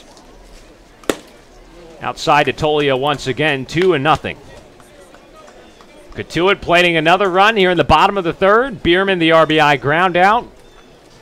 First 2 runs coming in the first inning. And the Kettleers doing a nice job to make a dent on the right-hander Kyle Cameron's line, making his first start of the year. Right-hander posts up from the stretch, now to the plate. Tolia, bouncing ball towards second base where Baker will retreat and throw on to first. Make it back-to-back RBI groundouts as Robertson comes home to score. And it's a 4-0 lead here at home for the Kettleers. Yeah, you put the ball in play, and that's something that plagued the Kettleers early on when they kind of hit their first rough stretch of the season, is they weren't putting the ball in play. You would have a situation like that with runners on second and third, and you get some strikeouts, maybe plate one of them. But there you put it in play on the right side, easy 2 runs to double up the Whitecaps. 2 down and nobody aboard, and a 4-0 Kettleer lead. Bottom of the third inning, and Mike Salvatore is the next batter. The cleanup man takes strike 1. Cameron out of the windup again. Breaking pitch, which is yanked through the left side of the infield, and Salvi's aboard with a 2-out single. So how about Mike Salvatore? Bouncing back with that single after going 0 for 5 with an RBI yesterday. Shortstop from Florida State has certainly been a bright spot in this Kettleer order.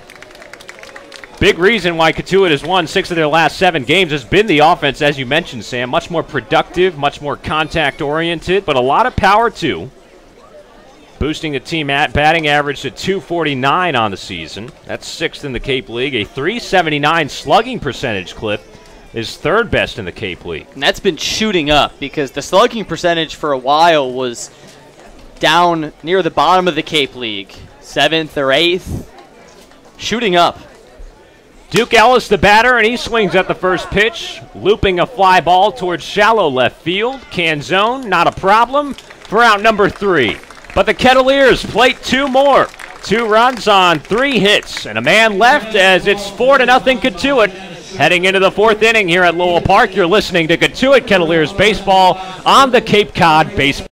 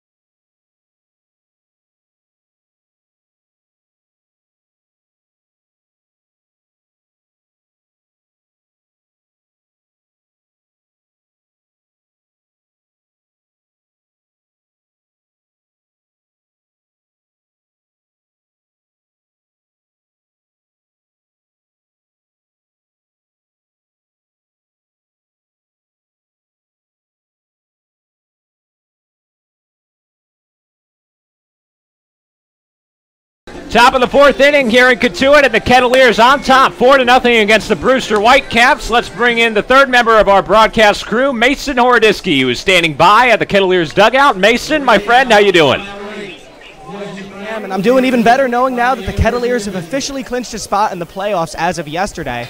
But even with 3 games left on the regular season schedule, the Kettleers still have a little bit of room to do something a little bit more. A win today and a Falmouth and Hyannis loss puts those teams at a 3-way tie, and it could go either or for the Kettleers, considering they have yet to have a win against Falmouth, but have been very well against Hyannis this year, even winning the Patriot Cup. it's funny to see how this team, even after making the playoffs, can have everything up in the air still. Back to you guys. Thank you, Mason, as Jesse Franklin leads off the top of the fourth with a wall ball double to the right center field gap. Nothing Will Robertson could do about that one. It was just way over his head, and Franklin with a two-bagger to start things off for the Brewster Whitecaps, who need to get it going fast, down by 4. And the cleanup man and Hunter Bishop will be coming to the plate. So Mason Orodisky, our sideline reporter, special thanks to him as giving you the rundown on the standings in the Western Division. The Kettleers very much alive for perhaps a 2nd seed or 3 seed, currently in 4th right now. First pitch to Bishop, swing and a miss with a hard fastball from Addison Moss. Right-hander working into his 4th inning. Kettleers trailing Hyannis by 2 points for 3rd, also down by 2 points to Falmouth, who's currently sitting in 2nd. Moss from the stretch, the 0-1. Big swing and a miss on a breaking ball. Struck out Bishop on 3 pitches his first at-bat. And it looks like the right-hander Moss might be on track to possibly do that again as he's fooled him on the first 2 here. Shift applied, 3 infielders on the right side. Runner on 2nd in Franklin. The 0-2. Hit hard into the glove of Corey Wood. Nice shift applied by Cotuit. The second baseman, who's playing near the grass in the middle of the right side of the infield, was able to just take a couple steps back, catch it, score at L4 as Franklin got back to the bag in time at 2nd. And 1 down here for Connor Grammis. Good job anticipating by Corey Wood, getting in position and then climbing the ladder. For a little guy, a line drive like that where you got to extend your arm 180 degrees into the air. A tough play, but a good one for Corey Wood. Connor Grammis, the DH from Xavier, 0 for 1 on the day. Takes first pitch fastball low and in, ball 1. Jesse Franklin led off the inning with a double. He's on 2nd. 4-0 Kettleers. 2 more coming home in the last frame. Back-to-back RBI groundouts from Bierman and Tolia. Moss is 1-0. Curveball just above the belt. 2-0 on Grammis. Xavier Musketeer, who's wearing those navy and white Nike high-top cleats, along with his teal stirrups. Bats from the right side here with a Maplewood bat, and now he'll call for time at the plate, granted by home plate umpire Larry Rosenberg. Addison Moss on the mound, the right-hander from Rice University at 6'1", 190 pounds. A 2.43 ERA with the Rice Owls this past spring. He comes set on the right side of the rubber. 2-0, grounded towards 3rd. Scooped up by Smith, firing across the diamond as Michael Tolia makes a nice snag to tag the runner. And they retire Grammis 5-3. Franklin stays put at 2nd, 2 down here in the 4th. The snag and tag. Good job from Tolia. Big guy. He's got the length, the wingspan. 2 good defensive plays in this inning for the Kettleers, who have sharpened up their defense down the stretch. I know not your motto, but your belief is a correct one, that pitching and defense win championships. And the Kettleers have been rising in the ranks in both of those departments. Swing and a miss on Gage Workman, who hacks out a curveball. Moss has really had that working today. 0-1 the count. Runner on 2nd with 2 outs. A 4-run Kettleer lead here in the 4th inning. Workman, the third baseman from Arizona State, popped out to short his first time up. 0-1 offering, lifted in the air, straightaway center. Ellis a couple steps to his left, and he grabs it for out number 3. Addison Moss, 4 scoreless innings, working around a leadoff double here. And it's the Kettleers in control at home. 4-0 our score. As we head to the bottom of the 4th inning, our coverage of Cotuit Kettleers baseball continues after this break here on the Cape Cod Baseball Network.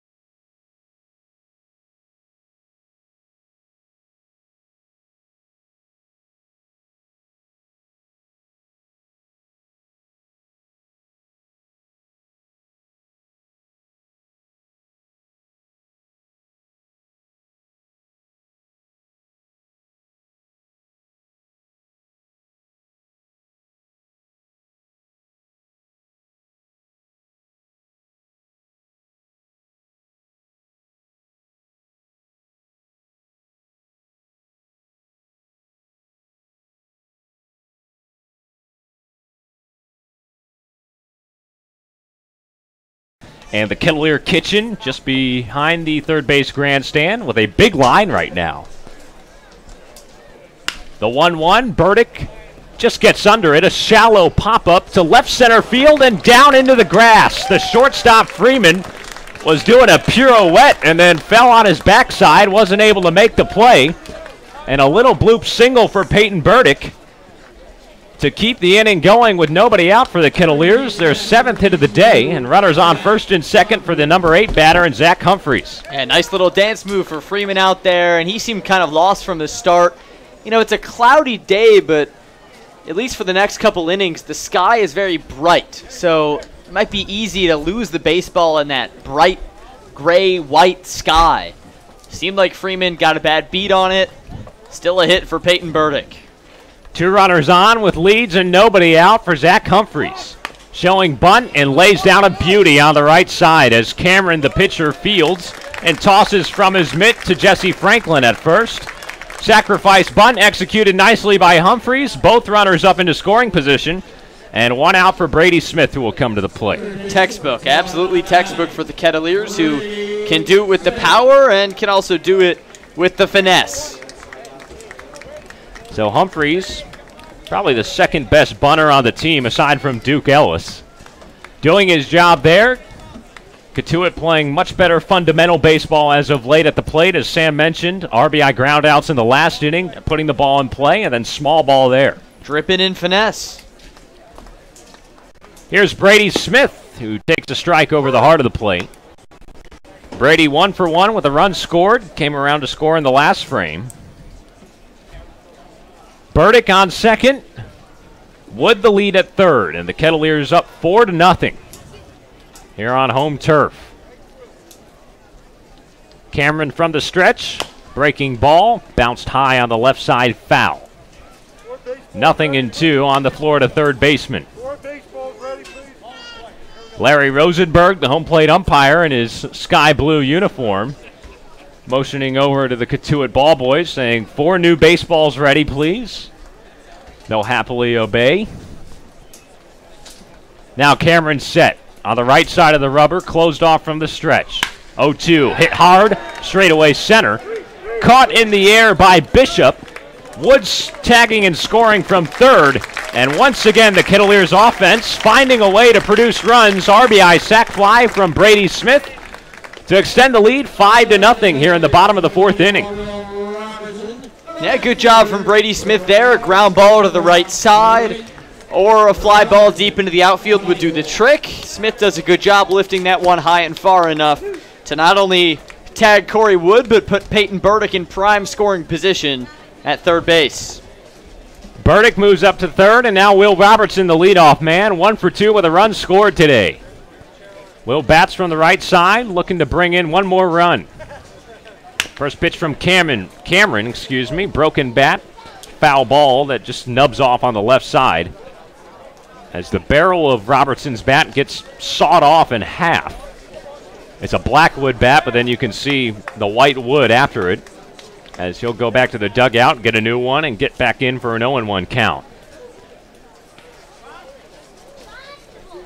It's the Kettleers in command, 5-0 here over Brewster, scoring in 3 of the first 4 frames at the plate today against the right-hander from the University of Alabama, Kyle Cameron. Robertson, a .265 batter, stands in right now. A 0-1 pitch, breaking ball, hit in a line, down the right field line, fair ball, Kettleers, fair ball Robertson, who will speed around first and coast into second. Another RBI double for Will Robertson, his 11th 2-bagger of the season, plating Burdick. His 25th run batted in on the year, make it 4 consecutive games for Will where he's driven in a run. And it is 6-0, the Kettleers all over Brewster here at home. Robertson's been hugging that foul line in the last couple games with a lot of success. Yesterday, he had the 2-run double to make it an 8-2 ball game in the 8th inning against Bourne, and there a nice double to plate Peyton Burdick and really break this one open early on with the 6-0 lead. He's been a machine as of late, settling in that leadoff spot. 2 outs for Zach Bierman, who takes a fastball just off the plate. Check swing. Appeal to the third base umpire, Sam Finn, who says no. Ball 1. And remember that Wareham game back on July 21st that started this big stretch for the Kettleers. Robertson had the high socks, game-winning RBI single in the top of the 10th to win it. I said he should stick with it. Next game goes back to the long pants, and he's been on an even better run as of late with an RBI in each of his last 4, so even though I'm always a high socks advocate, I think he should stick with it. Long pants. He's got the long pants taking his lead at second. It's Bierman at the plate, 2 outs. A 1-1 pitch. Fastball just at the shins, ball 2. 6 runs on 8 hits for the Kettleers already. No runs on 3 hits for Brewster. Plenty of offense today for the starter Addison Moss. And Cotuit looking to make it 7 wins in their last 8 games. Cameron from the stretch to the plate. There's a line drive right into center field. This will be an RBI hit for Zach Bierman as Robertson trots home to score. 7-0, the Kettleers pouring it on here at home. One after another, and 2 out hitting for the Kettleers, now with back-to-back RBIs with 2 outs on the board. Bierman keeps it going. He's now had an RBI in each of his at-bats today, a home run, then an RBI ground out, then that single. And the Kettleers pouring it on, and seems like Jamie Shevchuk might have seen enough. Jamie Shevchuk, the 4th-year manager for Brewster, will come out of the first base dugout and make a slow walk to the mound to visit with his right-handed starter and Kyle Cameron. The infield and the catcher Donovan come in as well. Shevchuk on the mound. Looks like it will be a pitching change as he signals to the bullpen, and indeed, that is it for Cameron. He goes 3 2/3, allowing 7 runs on 9 hits, and responsible for the base runner and first base, Zach Bierman, with his 3rd RBI of the day. Plate Will Robertson, and we'll be back in a moment with a pitching change. It's the Kettleers up by a touchdown here on the Cape Cod Baseball Network.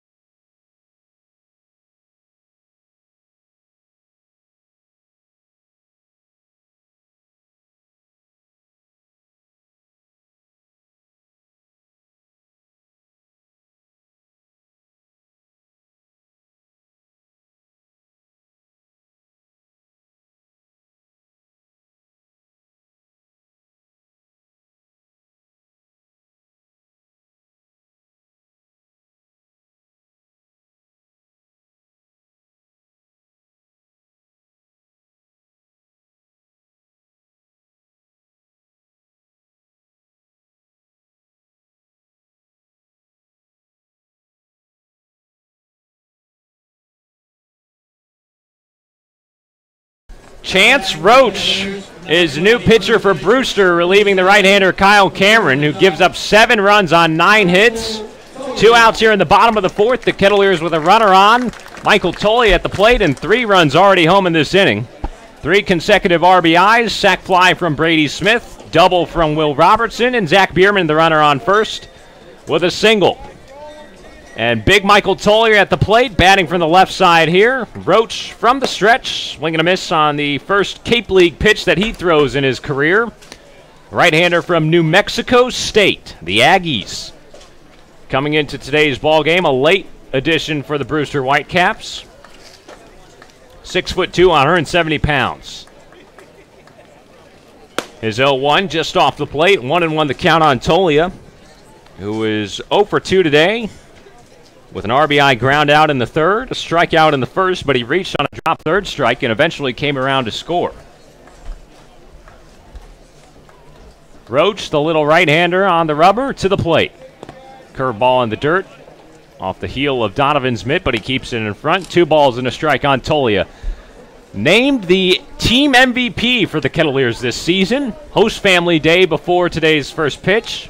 All the host families honored, and with that, General Manager Bruce Murphy gave out team awards for position player MVP and pitcher, and Tolia took it home for the position players.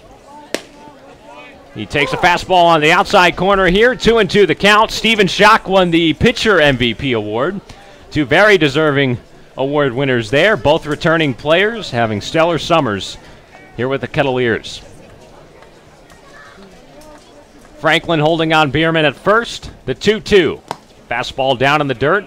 Donovan just able to get it after it went off his mitt. The count runs full on Tolia.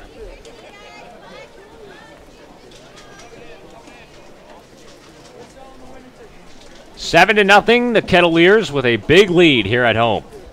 Looking to win the season series over Brewster. They lead it 2-1 so far. Played on Wednesday and took an 8-6 win at Stony Brook in that 9-home-run combined ball game. The 3-2 with a runner going. Tolia just gets a piece of it foul near the Brewster dugout at first base.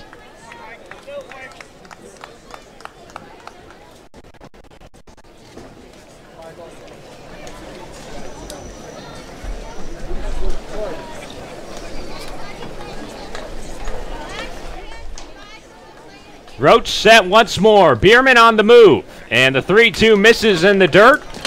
Good look at an off-speed pitch there for Tolia, who's aboard for the second time today. A 2-out walk that'll keep the inning going for Mike Salvatore. Mike Salvatore, the shortstop, Florida State. Salvatore, number 14. Salvi at the plate today, 1 for 2. Single back in the third inning. 2 runners aboard here, 2 outs, and Chance Roach, who just walked his first Cape League batter he's faced, still on the mound. First pitch to Salvatore, low with a fastball, ball 1. It's the Kettleers up 7-0 here at Lowell Park. Orleans up 1-0 on Hyannis in the top of the first inning, just underway at McKeon Park. So a big score for Brewster to be concerned about there, and also good news for the Kettleers. We're just 2 points back of Hyannis in the West Division standings. Salvatore takes the 1-0 foul on the left side. So if the results hold and the Kettleers get a win at home today and Orleans finds a way to beat the Harbor Hawks, it would mean the Kettleers move into third place in the West, would be tied with Falmouth on points, also tied with Hyannis at 45 points. But Falmouth holding the tiebreaker over Cotuit. Cotuit holding the tiebreaker, winning the Patriot Cup over Hyannis. Big leads for the runners. 1-1 the count on Salvatore. Breaking pitch, got him with a swing and a miss. Sweeping array off the plate, and 1-2 the advantage to Roach on the mound. 2 runs in the first, 2 runs in the third, and 3 more home here in the fourth for the Kettleers. Looking to add more. Tolia on first, Bierman on second. 2 outs, the 1-2. Salvatore punches it in the air. Right field, Alejo comes on and makes the catch for the final out of the inning, but the Kettleers continue their good offensive form. 3 runs on 4 hits, no errors, and 2 men left. As we move along to the 5th, Sam Brief back on the play-by-play. When we return, this is Cotuit Kettleers Baseball here on the Cape Cod Baseball Network.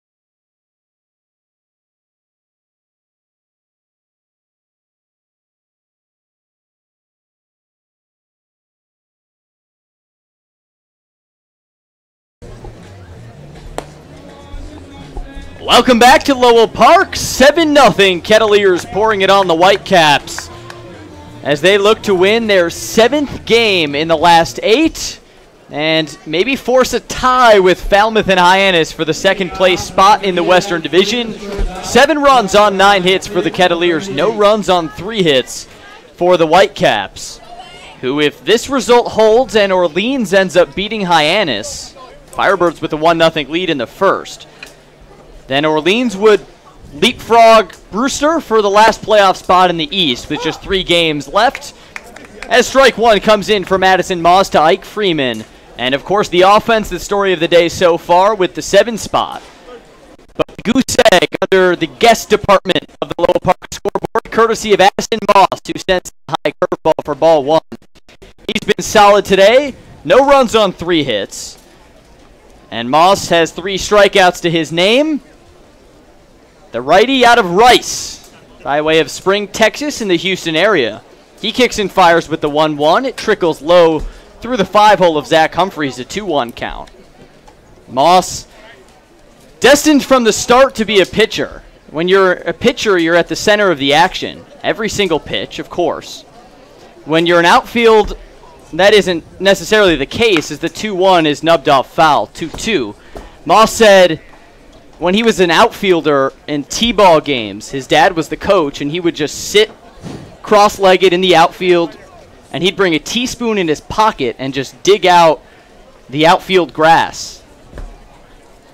But now a pitcher, no chance he can dig up the mound as he digs in for the 2-2 and gets a swing and a miss. Drop 3rd strike, throw to first on point for out number 3, and Addison Moss still sitting pretty with 1 out now in the 5th. And let's move on to our broadcast trivia after yesterday's flub, where all 4 answers were incorrect, and I just messed up the question. Let's move on to today's question. And last time these 2 teams got together, there were 9 home runs, with Brewster hitting 5 in a losing effort. So a lot of home runs for a loss. So with this in mind, what is the MLB team record for most home runs in a loss? And bonus points if you can reply with your guess of which team or teams hold that total. As strike 2 comes into Joe Donovan, 0-2 the count. So is it A6, B7, C8, or D9? The most home runs in MLB history by a team in a loss, after Brewster hit 5 in a loss on Wednesday against the Kettleers. Wow, that's a nice question. Here comes the 0-2 to Joe Donovan. Off the plate, ball 1. So head over to Twitter at Cotuit Kettleers. Give us your answer. We'll give it back to you in the 8th as Sam will try and parse through his options. First, the 1-2 coming to Donovan. Swung on, cranked into center field. Ellis charging in, but the ball beats him. A single for Joe Donovan as it bounces at the feet of Ellis, and a single for the Michigan Wolverine. Oh, man. Well, there's so many home runs in the MLB. I feel like this would be an answer that you could have found in the World Series this past year with the Dodgers and the Astros. There's so many home runs in that series. And what was it? That Game 5 was the one that was a what, like a 13-10 final? Something like that. Football score. That so many crazy. lead changes. Darren Baker cues a ground ball left side, scooped up by Brady Smith, but the ball foul, so an 0-1 count. 6, 7, 8, 9. Those are your 4 options. All right. Okay, and bonus points if I can guess what team holds the record. I know you like bonus points, so I'm going to press you for the answer and the bonus before the break. All right. You know how I'm going to decide this one? Because there's really, I mean, it could be any of them. It could be any. I'm just going to flip a coin for A and B and make it a little bracket. I'm going to make it a little bracket. So A versus B, C versus D. I'm going to dig through my backpack right now and see if I can find one. I had some last night when we were over at Bourne. The hot dogs are like $2.50 or something like that, not an even bill. 1-1 to Baker. Popped foul into the parking lot. 1-2 count, 1 out, a runner at first. Ket's up 7-0. Sam digging through his Kettleer Maroon High Sierra backpack, searching for a quarter. What's High Sierra? Do you know that brand or? Oh, that's the brand of your backpack. Well, do you I know don't know it? You seem familiar with. Know. Okay, All right, I've is got that a penny? it's a penny. That's a rusty. Oh that's an yeah. old Let me see if I can find a better. 1-2 to Baker. Foul tip into the glove of the catcher Humphreys. Here. Strikeout number 5. Nice job, Addison Moss. All right, there's support, a shiny dime. Yeah, let's use this dime. All right. But the run support, though, for Moss today, settling in at home. It's good to see. And the Kettleers are at that point after today. 3 more games left in the regular season, and then the off day on Friday, which is nice. Get the pitching staff reset for the postseason run. What's your rotation going to look like? This guy might be able to figure in. Here's Ray Alejo. He takes strike 1 with 2 outs. All right, we've got a shiny dime. So bracket 1 between 6 and 7. Right? A and B, or 6 or 7, or the opposite of the answer. So heads will be A, and then tails will be B. All right. Alejo sends a ground ball through the legs of Mike Salvatore on the left side. That one might be chalked up as a hit. A tough play for Salvi to begin with. And Alejo aboard. Runners on first and second now. What was the result? I didn't even see. Heads. So heads. A moves on. All right. So now A moves bracket on, 2. and then bracket 2. C versus D. 8 versus 9. C will be heads. D will be tails. Here's a flip. Heads. All right. Wow. C. So it's between A and C. 6 and 8. All right. Here we go. All right. First, here's the pitch to the 2-hole hitter Canzone. It's a ball. Here we go. go. Championship game here. The flip in the air, and it tumbles to the ground, and it's tails. So I'm going with C. 8. Give me 8. All right. Now you can't coin flip your way to the bonus. No. I will guess high for ball 2 on Canzone. I'm going to guess an AL team. Okay. Oh, and look who's back. Jerry Weinstein out of the dugout. He was ejected from the Kettleers' Friday night win at Orleans. Then he had to serve a 1-game suspension, so he couldn't come to the ballpark on Saturday for the game against Brewster that was eventually rained out. So he missed that day, then missed the next day, serving his suspension yesterday against Bourne. Now he's back conferencing with Moss and the infield. So AL team for the bonus. I'm going to guess, you know, I'm betting, I'll guess it's just 1. 1, I'm going to guess. No, I never said it was 1. So I can guess multiple? No, you can only guess 1, but if that's one of the teams. Okay. I'll give it guess the Detroit Tigers. Detroit Tigers. I'll guess the Detroit Tigers, and I'm guessing that it came in the Ordonez, Curtis Granderson years. Brandon Inge. Yes. So that's what I'm going to guess. The Detroit Tigers. Okay, mound visit over. Now the 2-0 to Canzone, swung on and cranked deep into right field near the corner. It bounces in fair territory. That's going to score a Brewster run, maybe 2. Donovan home to score. Alejo not far behind him.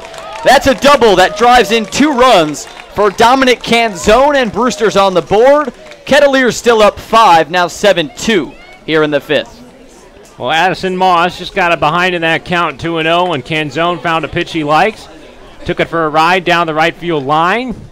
Both runs hustling home, and it's a 5-run ball game, so Brewster showing a little life on offense and maybe trying to chase the Cotuit starter out of the game. But no harm done for the Kettleers, who have had the offense working today, and suspect that they'll try and pick him up in the bottom half of this next inning. Next up, Jesse Franklin. Ball 1 to him. 2 outs, it's 7-2. Cotuit on top of Brewster. Top of the 5th inning, and we just gave you our trivia question. Based on Brewster hitting 5 long balls in a loss to the Kettleers last Wednesday, what is the MLB team record for most home runs in a loss? 6, 7, 8, or 9? Sam going with 8 via the coin flip. Yes. And bonus points if you get the guess at which team holds the record. I'm Sam guessing the picking Tigers. Detroit. And specifically the Granderson Ordonez in late 2000s era. Yes, I'm doing that for a couple of people. My grandma, who's a big Tigers fan. Shout out to Grandma listening right now. One of the biggest Kettleers fans that I know. And then for our good friend Enrique. Ball 2 at the ankles. 2-1 count, Jesse Franklin.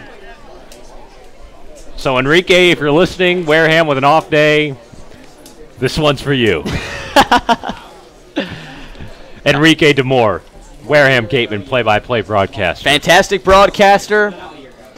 Listen to all his games at Wareham. Maybe we'll be back in Wareham for the playoffs. And, of course, the Gateman coming here to Lowell Park tomorrow. Strike 2 to Jesse Franklin. It'll be Wareham, Falmouth, and Falmouth to close the season. A trio of Western Division games to close out the 2018 regular season. August 4th. Wake up that morning, have some good eggs, some toast, because playoff baseball will be on the air. 2-2 count, 2 outs and a man on second. The pitch from Moss, sliced, foul. Duck and cover for Will Delgado, the first base coach for Brewster. And it's a 2-2 count. So that first round playoff series, Cotuit against fill in the blank, could be Wareham, Falmouth, or Hyannis. Bourne eliminated from playoff contention. And over these next few days, we'll find out who the Kettleers will draw.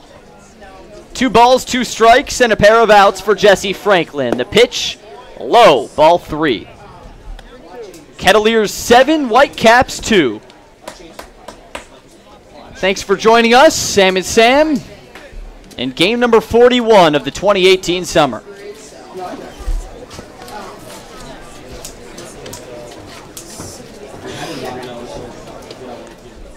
The full count offering. Low for ball 4.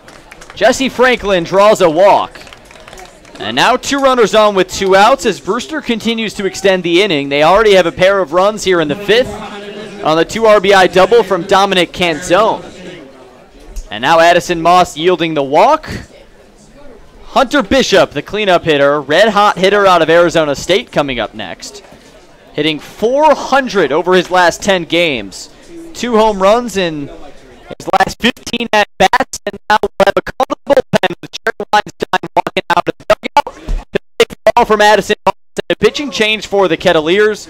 Moss, dynamite through his first 4 innings, gives up 2 runs here in the 5th, but still just 2 runs on 6 hits against Brewster. 5 strikeouts in his second outing as a Kettleer, his first here at Lowell Park, and a job well done for Addison Moss, who exits, and a new pitcher coming on for the Kettleers. We'll be right back with that pitching change and the rest of the 5th here on the Cape Cod Baseball Network.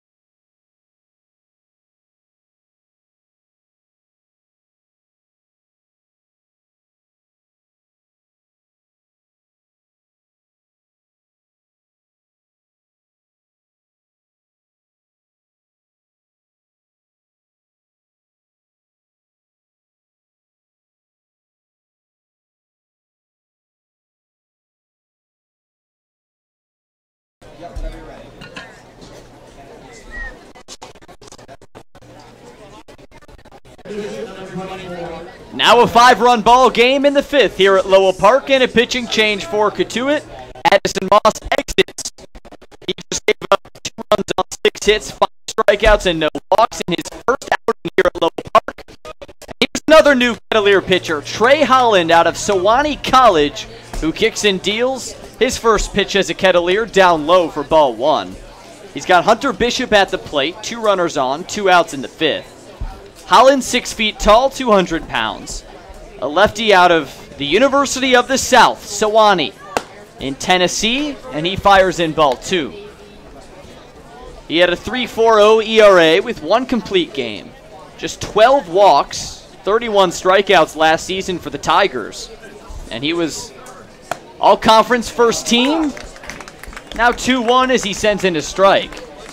Holland wearing number 34 for the Kettleers. He's got the maroon socks rolled up just above the ankle. Kind of Garrett Gale, Stephen Schock-esque long hair out of the back of his maroon cap. As he wiggles his glove, now the 2-1 sent in high for ball 3. And a very kind of clunky overhand delivery for Holland, who has sort of a short, jerky windup and then sends the ball from directly overhead. Now a 3-1 count. 2 runners on, he kicks and deals. Fastball on the outer part of the plate. Bishop thought it was ball 4. It was strike 2. And a full count now for Trey Holland. Looking to get his first out as a Kettleer. 2 runners on in a 7-2 Kettleer lead. Zach Humphreys pointing to the Kettleer defense. A shift being applied on Bishop. 3 infielders on the right side. And Humphreys directing traffic. Full count. Holland against Bishop. Trey kicks and fires. Down low. Ball 4. That walks the bases loaded as Hunter Bishop takes first. Jesse Franklin to second and Dominic Canzone to third. It's a 7-2 ball game, so a good cushion for Cotuit, but a big chance for Brewster with ducks on the pond. You know, Addison Moss was very good today, just allowing 2 runs. Of course, he's responsible for the 2 lead runners out there, and Canzone and Bishop, but up to Holland to try and get out of this. Now a high fly ball off the bat of Grammis and tracking back to the wall, Robertson, but he makes the catch right up against the fence of the wall for out number 3. So the base is loaded, but in his first outing as a Kettleer, Trey Holland pitches out of it. Brewster comes back with 2 runs on the RBI double from Dominic Canzone, and the Kettleers still lead it 7-2. We'll be right back with more Kettleer baseball here on the Cape Cod Baseball Network.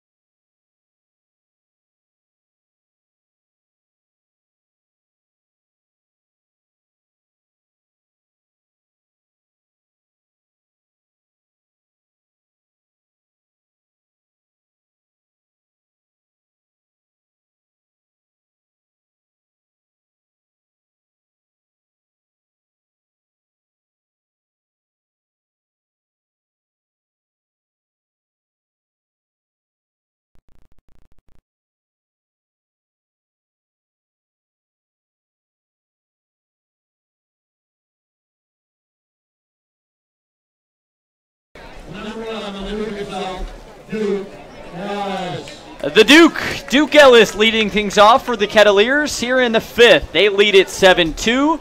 It was 7-0 entering this frame, but the 2-run RBI double from Dominic Canzone making it a 5-run ball game. As Chance Roach, the righty out of New Mexico State, kicks and deals with ball 1. Duke Ellis 1 for 2 today. An RBI single in the 1st and a flyout in the 3rd. Roach the long windup, and then he spikes a fastball low to make it a 2-0 count. Duke Ellis, the longest active on-base streak on the Cape. Logan Wyatt, the Orleans Firebird, saw his streak come to an end on Saturday. So Duke Ellis with a 21-game on-base streak now leading the Cape. As he watches Roach kick and deal on the outside corner, a fastball pinned for strike 1. And speaking of the Orleans Firebirds, they lead the Harbor Hawks 4-0 in the top of the 2nd at McKeon Park in Hyannis. If that result holds and this result holds, Roach the 2-1. Inside, ball 3. If both results hold, the Firebirds would leapfrog the Whitecaps for 4th place in the East, the final playoff spot. Whitecaps back to last, out of the playoffs. Meanwhile, the Kettleers would jump into a 3-team tie for 2nd with Falmouth and Hyannis. As Ellis spikes a ground ball to the shortstop in Freeman, fires across the diamond just barely in time to get the out. Duke not a fan. Brady North, the first base coach, same deal with him. Ellis nearly legs out the infield single, but he'll have to track back to the dugout without number 1. You cannot take your time on a routine ground ball with this guy. Freeman learning that. Just lucky enough to get the out, though.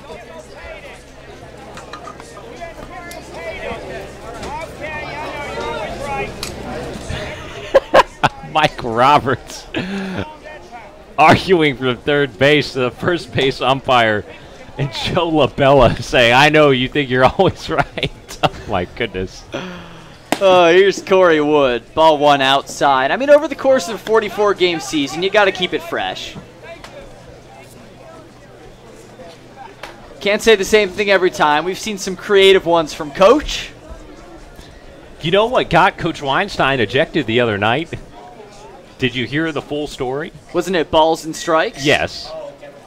1-0 to Wood, backs him up, ball 2. Apparently, the home plate umpire, who was Bill Fisher that night in New Orleans, gave Coach Weinstein a warning. And Coach Jerry barks back with, how much does that cost? And then it was because Zane Collins was dying of laughter in the dugout. I heard the whole dugout was dying of laughter. And that's what prompted the ejection. 2-0 to Wood, down low, ball 3. I heard it was like a comedy show where Weinstein delivered the one-liner and then the rest of the dugout. Oh, my goodness. You got the laugh track in the background, Seinfeld style. Mm-hmm. Good to have Coach Weinstein back. As Corey Wood has a 3-0 count on Chance Roach. No one on, 1 out. Roach the windup and delivery just on the outer part of the plate for strike 1. Corey today, he's reached twice. A walk and a single, came around to score in the 3-run 4th inning. Kettleers on top 7-2 as Roach, lucky number 13, fires and it's outside. Lucky walk number 2 of the day for Corey Wood. Make it 26 on the season. That's the 2nd best total on the Cape. And Corey Wood reaches base for the 3rd time today. Good job by Corey Wood up against a newbie and Roach, and just looks at it there. Nice 5-pitch walk. Kettleers getting a runner on base once again. They only went down in order back in the 2nd inning, and of course, they've actually had a runner reach base in every inning with the ground ball double play in that second. Now Peyton Burdick, who's 11 for his last 18. He steps in and takes strike 1. A curveball on the outside corner. Mike Roberts from his perch just beyond third base, offering some encouragement to Bird. Come on, Peyton. And now the 0-1 to Peyton. Outside for ball 1. Still overcast skies, getting darker at Lowell Park. 5 o'clock start time today. 5 o'clock start time tomorrow against Wareham. And then playoff home games and also the final home game of the season on Thursday, August 2nd against Falmouth. As Burdick skies an infield pop-up, third base side. And the catch made by Gage Workman for out number 2. So all games after August 1st, including that Falmouth game, and playoff games, 4:30 start time at Lowell Park to try and beat the Sun. Scheduled for an 8 o'clock p.m. departure of the Sun today. It'll set. We'll see if we can get the full 9 in today. But then bumping up the start time to assure 9-inning baseball for the playoffs, which will start on August 4th. Maybe here at Lowell Park, maybe elsewhere. Here's Zach Humphreys now with 2 outs. Ball 1 outside. Good crowd on hand for this one, the rescheduled makeup from Saturday's rainout. And it seemed like Cotuit and Mashpee right next to Cotuit were pretty much the only places on the Cape where it was raining hard. All the other 4 Cape League games on Saturday ended up being played, but this one, too heavy downpour as Humphreys takes ball 2 outside. And a nice crowd on hand, fans lining up and down the first and third base sides. A lot of lawn chairs in the third base side by the Kettleer dugout. And some fans perched up leaning over the green fencing down the first base side. 2-0 swing and a miss from the High Sox, Zach Humphreys. And it's a 2-1 count. Host Family Appreciation Day before today's ball game, so all players honoring their host families getting a signed picture of the entire team. 2-1 to Humphreys, and the runner Corey Wood off and running. Head first slide into second, not in time. And out number 3 comes on the caught stealing. I think Wood actually might have been in time, but then moving off the plate, or off the second base bag. Darren Baker, very diligent to keep the ball in his glove and attached to Corey Wood for out number 3. So the second caught stealing of the ball game, but no worries for the Kettleers, who are all smiles on top, 7-2, as we head into the 6th. We'll be right back here on the Cape Cod Baseball Network.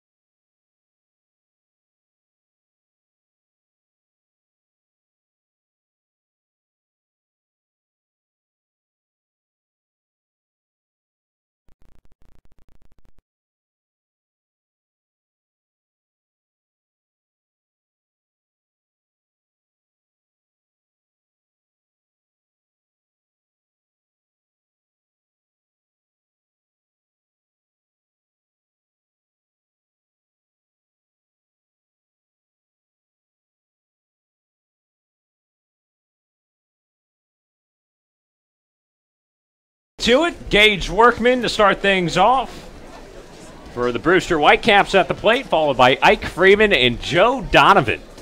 6, 7, and 8 in the Caps lineup, and the Kettleers on top, 7-2. Left-hander Trey Holland, the overhand delivery and a strike one. And a nice slider on the outside corner to Workman. Holland from Sewanee University in Tennessee, the University of the South. Breaking ball, just a little bouncer over to short. Salvatore charging on. Nice play over to first to retire the leadoff man. So 1 down on 2 pitches. Holland settling in nicely after coming on for the last out of that 5th inning, in which Brewster scored 2. He did give up a walk to Hunter Bishop, but then forced Connor Grammis to fly out to right, escaping a bases-loaded jam. Cotuit up by 5 runs with 1 out here in the 6th, and now Ike Freeman, the shortstop from North Carolina. 1 for 2 today, a strikeout his last time up. First pitch from Holland. Breaking ball at 68 miles an hour for ball 1.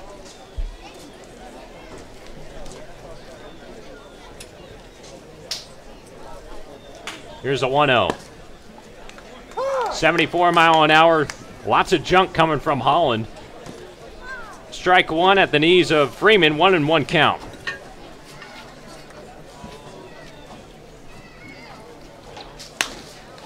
The 1-1 hit in the air, right center gap. Ellis under it, 2 down.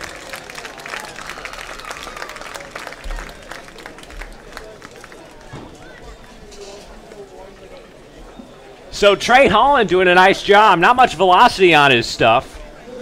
The lefty with a lot of junk to throw at these Brewster batters. Sitting in the high 60s with some of his off-speed pitches. Mid-70s. Retires Freeman there. And now Joe Donovan at the plate. First pitch to him. Curveball in the dirt. Ball 1. Kettleers with a 2 spot in the first inning as well as the 3rd, and then 3 more in the 4th. Here's Holland, the slow windup and the delivery. Breaking pitch in the dirt. 2-0 the count on Joe Donovan. 2 for 2 today. Run scored back in the 5th inning.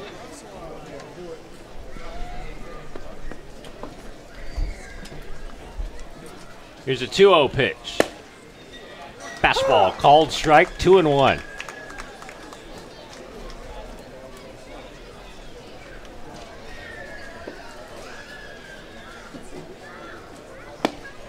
Inside with a curveball, 3-1 to count on Donovan. It's the Kettleers up 7-2 here on home turf. Still 2 more home games to go after this one.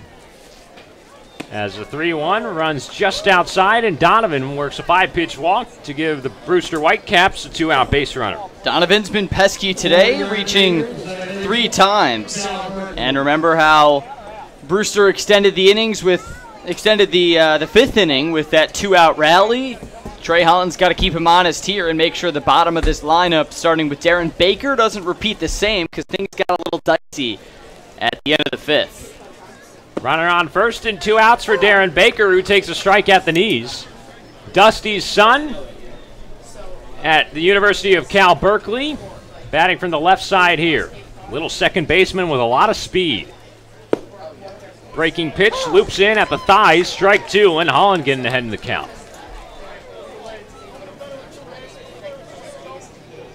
2-out walk to Donovan. He's the runner at first base, held on by Tolia. Holland from the stretch, the left-hander, comes set. Long look at the runner, and now to the plate.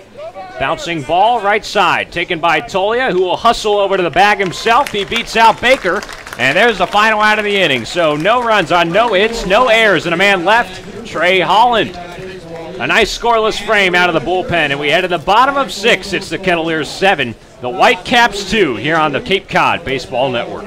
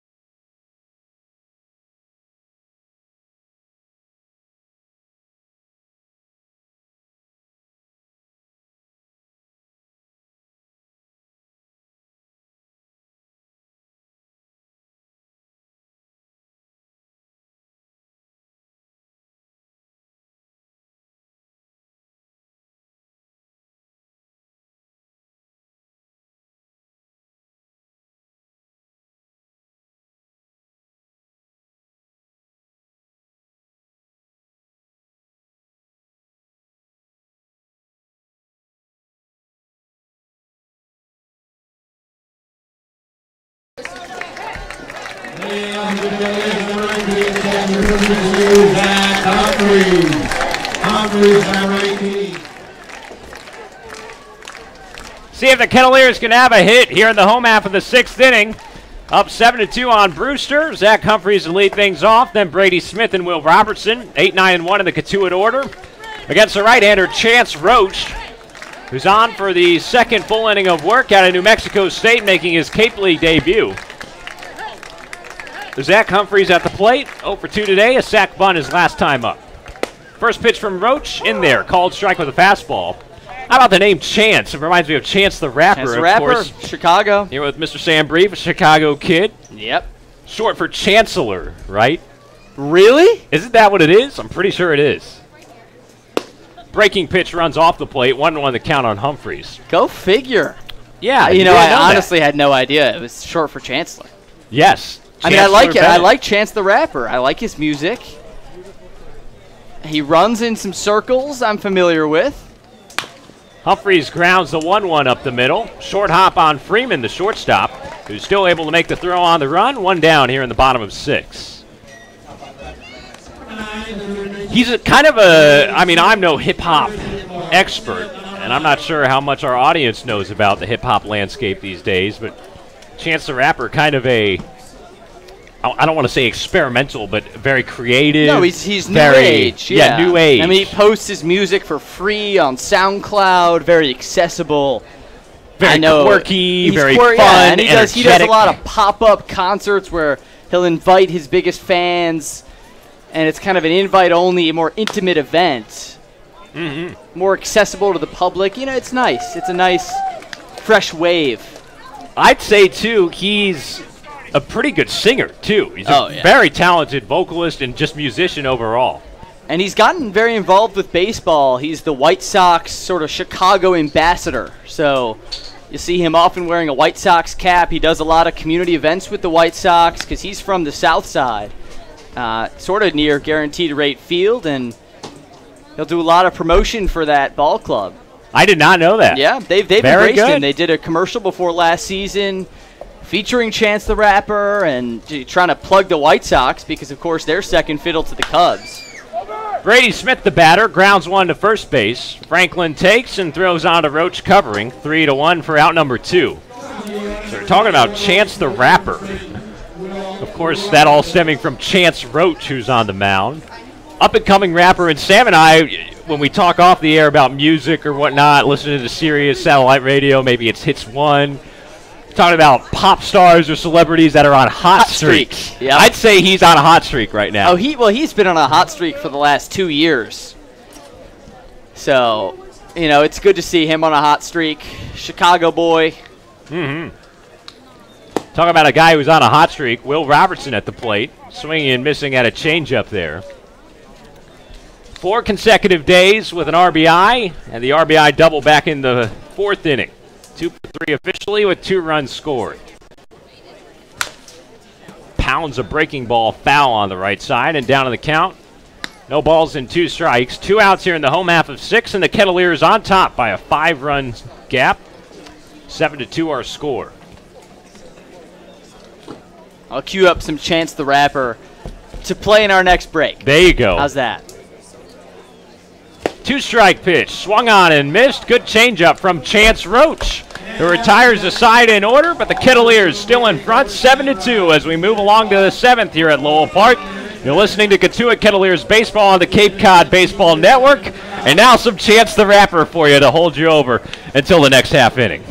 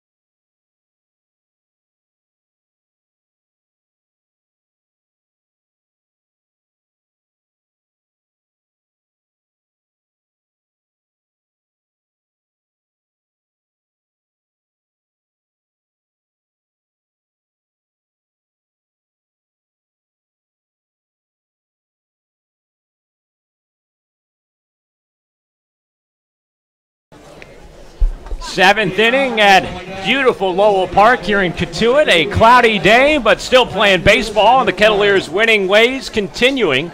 Up 7-2 against the Brewster Whitecaps. Top of the order due up. Ray Alejo, Dominic Canzone, and Jesse Franklin. Facing the left-hander, Trey Holland, making his Cape League debut from Sewanee University in Tennessee. The lefty winds up and delivers. Breaking ball just off the plate, ball 1 on Alejo. 1 for 3 today with a single and a run scored back in the 5th.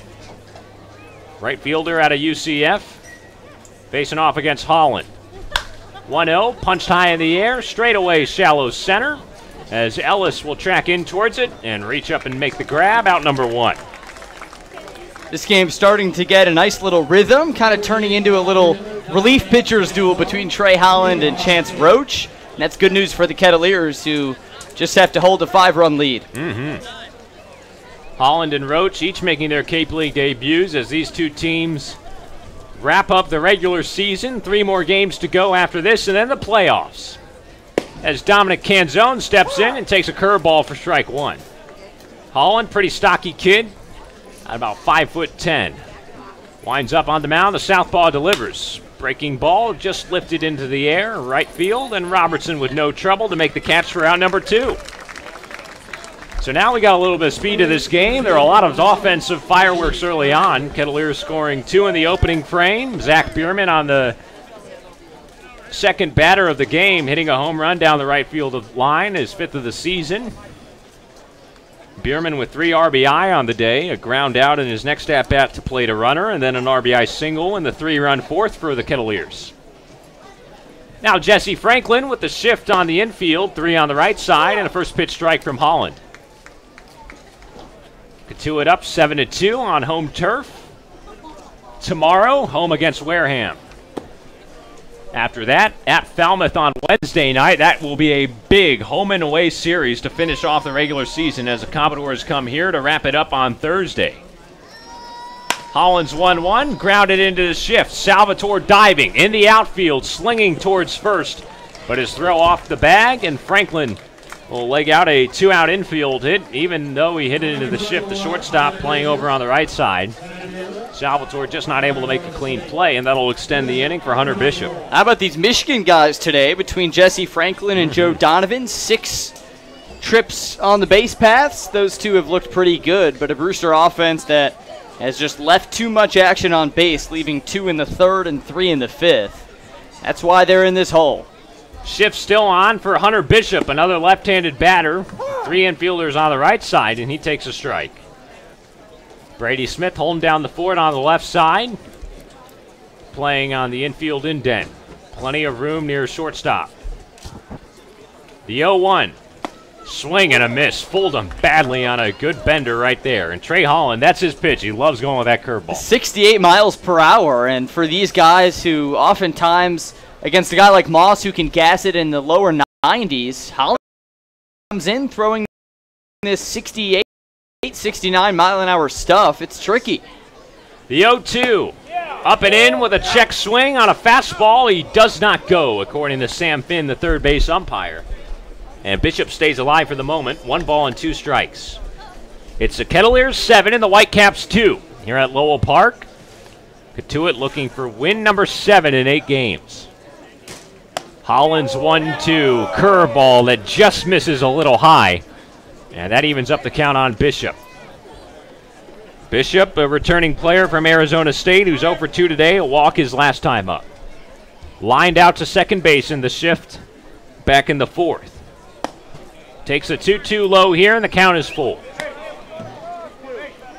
Holland trying to make it 2 1/3 innings of work out of the bullpen in his Cape League Kettleer debut. No activity down the left field line for Cotuit. This is his game for the moment. Runner going. Curveball popped up. Right side of the infield. Everybody charging onto it. Eventually it's Corey Wood who will snag it. And there's the final out of the inning. So Trey Holland working around a 2-out single. Make it 2 1/3 innings for him today. And it's stretch time here at Lowell Park. The Kettleers up 7-2 here on the Cape Cod Baseball Network.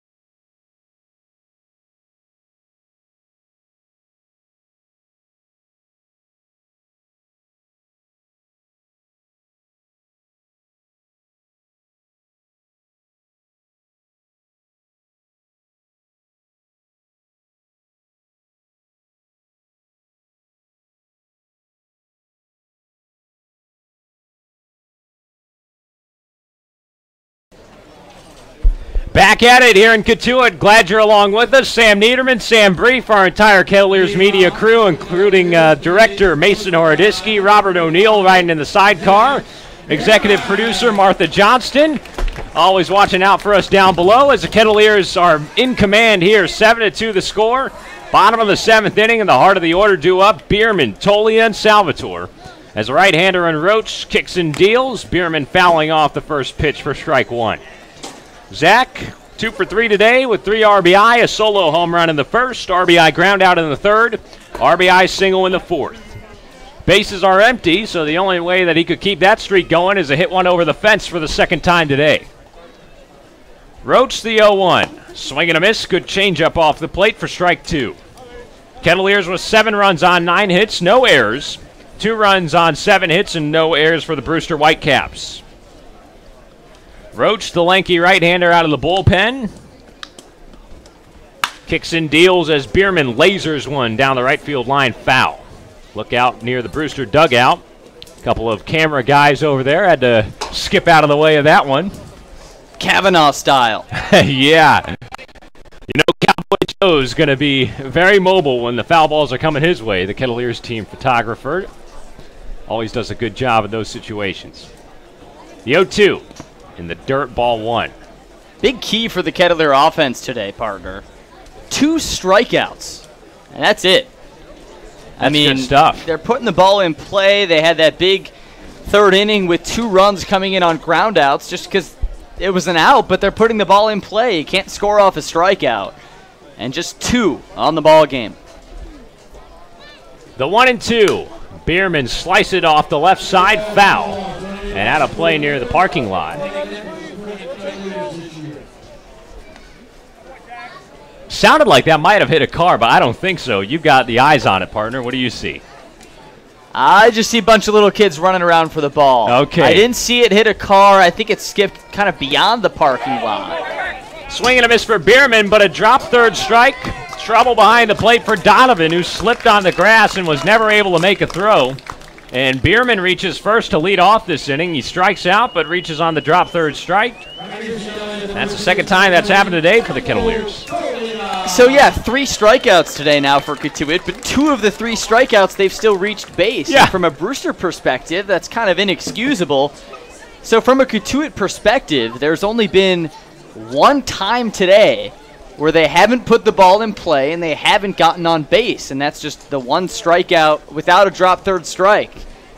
Pretty picture-perfect day for the offense. Michael Tolia at the plate, showing bunt, offering at the first pitch for strike 1. Bierman diving back in safe to first as Donovan tried to throw back down to get him. Tolia, the number 3 batter, reaching twice today. Struck out in the first, but as we alluded to, got on that drop 3rd strike and eventually came around to score. RBI ground out in the 3rd and then a walk his last time up in the 4th. Here's the 0-1. Hard ground ball to second. High hop to Baker, who turns to second for 1. That's all he'll get. 4-6 on a fielder's choice to retire Bierman. Tolia reaching first safely. 1 down here in the home half of 7.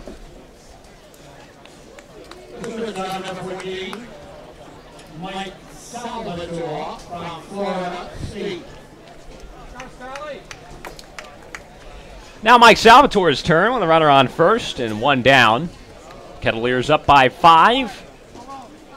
Win today would draw them even with Falmouth and Hyannis for second place. First pitch to Salvi, grounded hard foul on the left side. And checking on the Capely scoreboard, only one other game on today. It is a makeup day for today between the Brewster Whitecaps and the Kettleers, and then Orleans with a lead over Hyannis, 5-3 in the bottom of 3. Roach from the set is 0-1. Grounded hard through the hole on the left side of the infield. Mike Salvatore picks up his second base knock of the day. That'll keep the line moving for Duke Ellis. Good job, Salvi, with another single. And in that Orleans Hyannis game, Firebirds were up 5-0 early, so Harbor Hawks making a little push.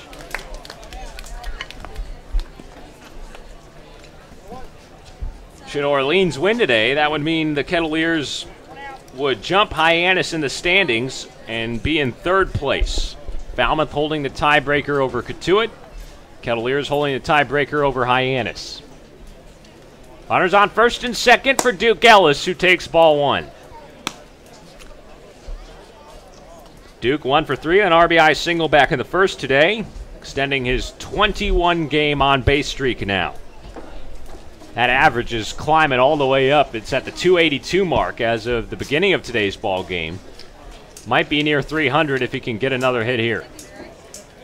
The 1-0 just nips it off the end of the bat, foul behind home plate. And that's the thing about a short season like this. 44 games, even though we have 40 under our belt already, soon to be 41. The averages can fluctuate so much.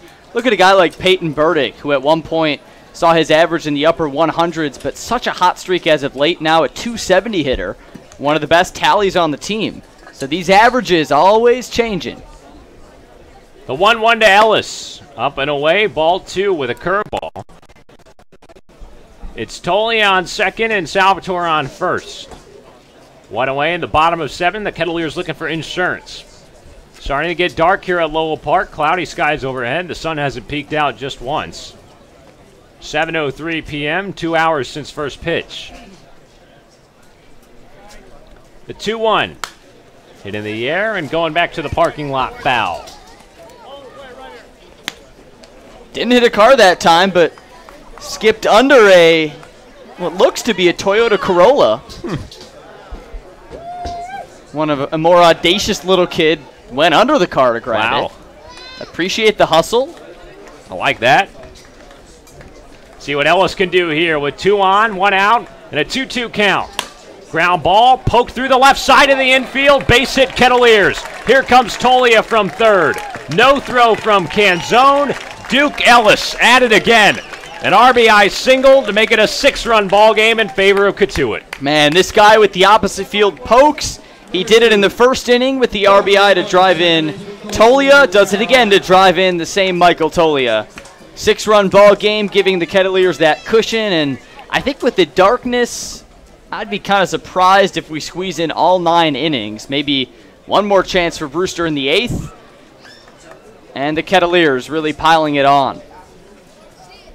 Time called on the diamond as Brewster will have a mound visit here. And it looks like perhaps a pitching change. As you look out to the bullpen there in right field. It looks like somebody is getting up in the bullpen, but no pitching change at the moment. Just a conference at the mound with the Brewster pitching coach and Chance Roach, who has been working since the end of the 4th inning. Kyle Cameron, the starter for Brewster, only going 3 2/3 today, allowing 9 runs on, 8 runs on 9 hits. It's Roach who's on the mound here. Duke Ellis, the RBI single to score Tolia. He's on first base. Salvatore on second base. This Kettleer offense continues to roll, and now Corey Wood, the batter, after the mound visit. First pitch to him is off the plate. Fastball for ball 1. Woody 1 for 1, a single and a run scored in the 4th. 2 walks as well today. Reaching all 3 plate appearances. Roach a long look into Donovan behind the plate. Now he gets the sign and comes to the set. Here's a pitch. Poked shallow center field, but playable as Bishop ranges over into the left center gap to make the catch. 2 down as the runners stay put. How about this Kettleers offense, though, today? 8 runs again. They scored 8 against Bourne yesterday, 6 on Friday in the win at Orleans. They scored 5 in the loss to Bourne, where they let up 7 on Thursday, 8 on Wednesday against Brewster. The offense is just finding hits at the right time. Over this 7-game stretch, where the Kettleers have won 6 games, they're averaging about 7 runs per game, and that total will stay around that, jump up a little bit with this 8-run output, and the Kettleer offense might not even be done. Peyton Burdick, the batter, who hits one sharply past the third baseman, and this will bring home another run. Salvatore comes home to score. Bird digs into second. A 2-out RBI double on a hot shot to third where Gage Workman wasn't able to make the play. It goes just under his glove. They're actually going to rule that an error. E5 on the play. That brings home Salvatore, and 9-2 the score with the Kettleers way out in front. Yeah, Workman probably should have made that, so no problem putting the error up, and that's 69 errors on the season for Brewster, by far the most in the league. And the Kets, as predicted, not done. Now with 9 runs. Burdick to second, Ellis to third. Here's Zach Humphreys with 2 down in the bottom of 7. First pitch to him is ball 1. The Kettleers with 9 runs today, 2 more coming home in this inning. RBI single from Ellis, and then the E5 allowing Salvatore to score. Kettleers trying to bury Brewster here. Roach set, the 1-0. Fastball down and in, ball 2. Kettleers will be back in the postseason for the 11th time in the Mike Roberts era. We'll be searching for championship number 17, the most all-time in the Cape League. Haven't won since 2013.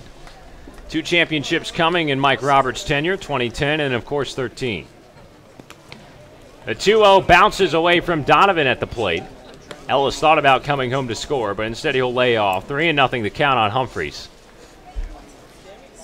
Kettleers with 4 championship series appearances under Mike Roberts. They had 3 in a row, 2008, 2009, and 2010, when they finally won it all in 2010 against the YD Red Sox. They beat the Orleans Firebirds at Eldridge Park in Game 3 in 2013.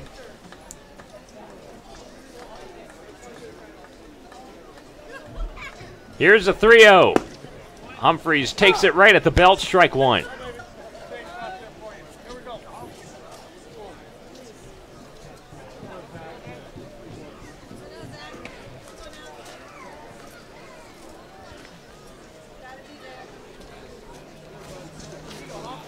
(9-2) Kettleers. Here's the 3-1 pitch. Another fastball that's called for a strike, and a full count on Humphreys. Burdick, the runner at second base. Ellis, the runner at third. 2 away here in the bottom of the 7th inning. It's getting pretty dark. See if we can get a full 9 innings here in this one. Kettleers with a 7-run pad. Roach, the right-hander from New Mexico State, steps off the rubber and asks for the signs again. There's a right-hander getting loose in the Brewster bullpen. No activity down the left field line for the Kettleers. Payoff pitch. Humphreys just gets a piece foul at the plate, and we'll do it again. Of course, after today's game, it is another potluck for the Kettleers. So we'll have a pitch-in with meals for the Cotuit and Brewster players, host families, interns, everybody. Hopefully celebrating a Kettleer win after this one and eating some good food. Can't wait for it. Yum, yum. The 3-2. Down and in. Another walk worked by Zach Humphreys. Good job. He's done that in the last few games. First time that he reaches today to load up the bases for Brady Smith. Can't wait. I had a hot dog, again, a couple hot dogs for the game, for the Kettleer Kitchen. Big fan of those. Toasted bun. The toasted New England. Oh, really good. I think we have the best hot dogs in the league. Oh, that's no doubt. That's no doubt. Yeah. No doubt indeed, and some doubt here for Brewster as they're going to make a pitching change. That'll be it for the right-hander, Chance Roach. He just run out of gas. But he does do a nice job eating up some innings in his debut. Going 3 2/3, and he will give way here for another right-hander, and we'll get you the pitching change when we come back. It's the Kettleers with the bases loaded and 2 outs here in the bottom of the 7th. Up 9-2 here on the Cape Cod Baseball Network. This is Cotuit Kettleers Baseball.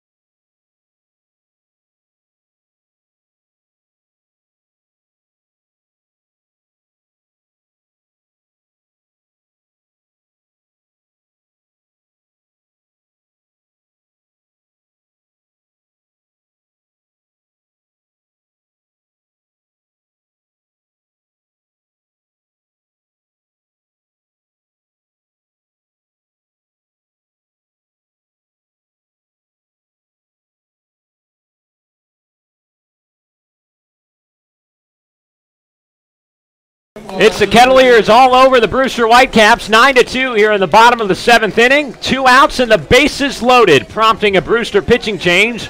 The right-hander Taylor Williams comes into the game from Xavier, native of Castle Rock, Colorado, making his 3rd appearance on the season. No record with a 16.20 ERA. He's pitched in an inning and 2/3. Hasn't struck out anybody. He's allowed 3 hits and walked 6. So strap in. The Kettleers might be scratching double digits here. As Brady Smith is at the plate, Williams from the stretch. First pitch fastball in there, strike 1.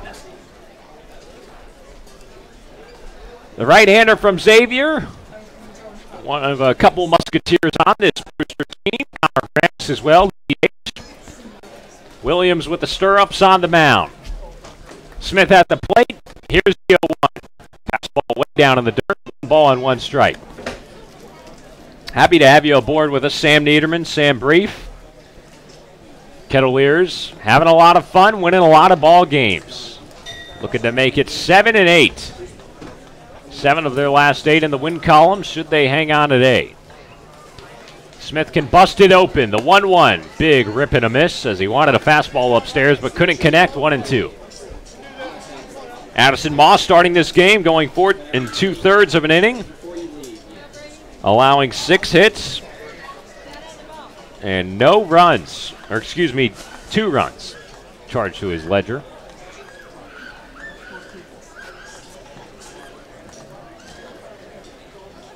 The 1-2. Smith slices it on the other way, down the right field line, foul, and he stays alive.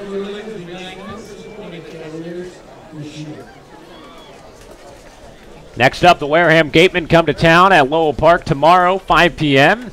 Then at Falmouth on Wednesday, home to Falmouth to close out the regular season on Thursday, off day on Friday, and then on Saturday, you better believe, Cotuit will be on their journey for Championship 17 in the postseason. The 1-2. Fastball off the plate, ball 2 on Smith, a good take. Brady, 1 for 2 today. RBI sac fly back in the 4th. Single and a run scored in the 3rd. Humphreys a runner on first, Burdick on second, Ellis on 3rd. Infield playing back, nobody holding on. Williams out of the pen, he comes set. Closed off, the right-hander kicks and deals. The 2-2, looped back foul. Smith getting a piece of a curveball there. 9-2, the Kettleers in front. Looking for win number 21 on the season here in game number 41. 2.5 out of first place. With 3 more games to go, they'd move into 3rd with a win today and a Hyannis loss. Currently trailing 5-3 against Orleans. The 2-2. Inside with a curveball. And Williams has pushed it to a full count on Smith. Pretty dark here at Lowell Park. That very mundane gray sky overhead. It's hard to see the ball, too. We saw a little pop-up that Ike Freeman had trouble with. Here's a 3-2. Ground ball foul with the runners going, and we'll do it once more. Pretty flat gray sky, not a lot of changes in texture. You know, sometimes you'll see some billowing gray clouds, some dark blue, but no, it's pretty much just neutral. Flat gray sky. See if they can keep playing ball. Bases loaded, bottom 7, 9-2 Kettleers. 2 outs and a 3-2 count on Smith. Swinging a foul just behind home plate as it looked like that one went off the chest plate. Home plate umpire Larry Rosenberg will try and walk it off. And the catcher Donovan will go onto the mound and give him some time to breathe. Smith staying alive as Brady has done a nice job in that number 9 spot in the lineup. Talked with Coach Mike Roberts before the game. A couple of new additions to the Kettleers squad as far as position players go. One of those being Nick Gonzalez from New Mexico State, an infielder who had a fantastic freshman season with the Aggies. Should be seeing him in the next couple of days to close out the regular season. Obviously, the Kettleers pretty familiar with who their starting 9 will be heading into the postseason, but Gonzalez will get a chance. See if he can add some life off the bench. We expect to see him in the starting lineup in the days to come. And not only was he great with New Mexico State, but also coming from the Dubois City Bombers in the Ohio Valley League, where he played earlier this year. Their regular season just wrapped up. He hit almost 400. The 3-2, swing and a miss. Smith unable to catch up with a good slider, and Taylor Williams comes out of the bullpen to get the Kettleers down with the bases loaded, but Cotuit tacks on 2 more. RBI single from Ellis, the E5 that allowed Burdick to bring home a run, and it's 9-2, Cotuit on top as we head to the 8th here at Lowell Park. Be back in a moment. This is Cotuit Kettleers Baseball on the Cape Cod Baseball Network.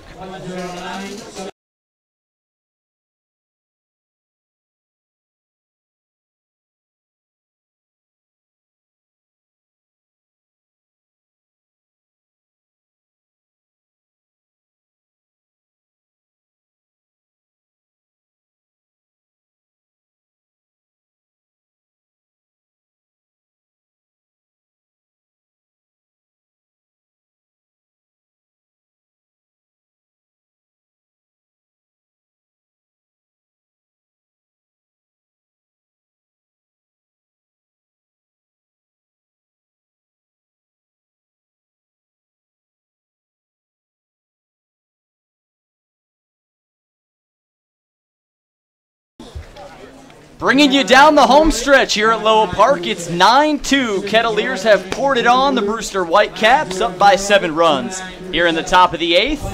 And Trey Holland, one of the new Kettleer pitchers out of Sewanee College, the University of the South. He's back on to work the 8th against Connor Grammas, Gage Workman, and Ike Freeman. Dark gray clouds overhead, darkness continuing to roll in over Lowell Park. There was a discussion between the 3 umpires and Mike Roberts right before this frame, maybe saying that this will be the last inning. I'd bet my bottom dollar that this would be our last half frame, especially with the Kettleers up 7 runs. And now let's get into our trivia question. All right, here we go. See if the coin flip worked. So, based on the last game these two teams played on Wednesday, the 8-6 Kettleer win, 9 combined home runs, and 5 for Brewster in the loss. So with that in mind, at the MLB level, what's the most amount of home runs a team has hit in a losing effort? Pinch hitter right now, Brandon Wolf in for Brewster, the outfielder out of Stanford.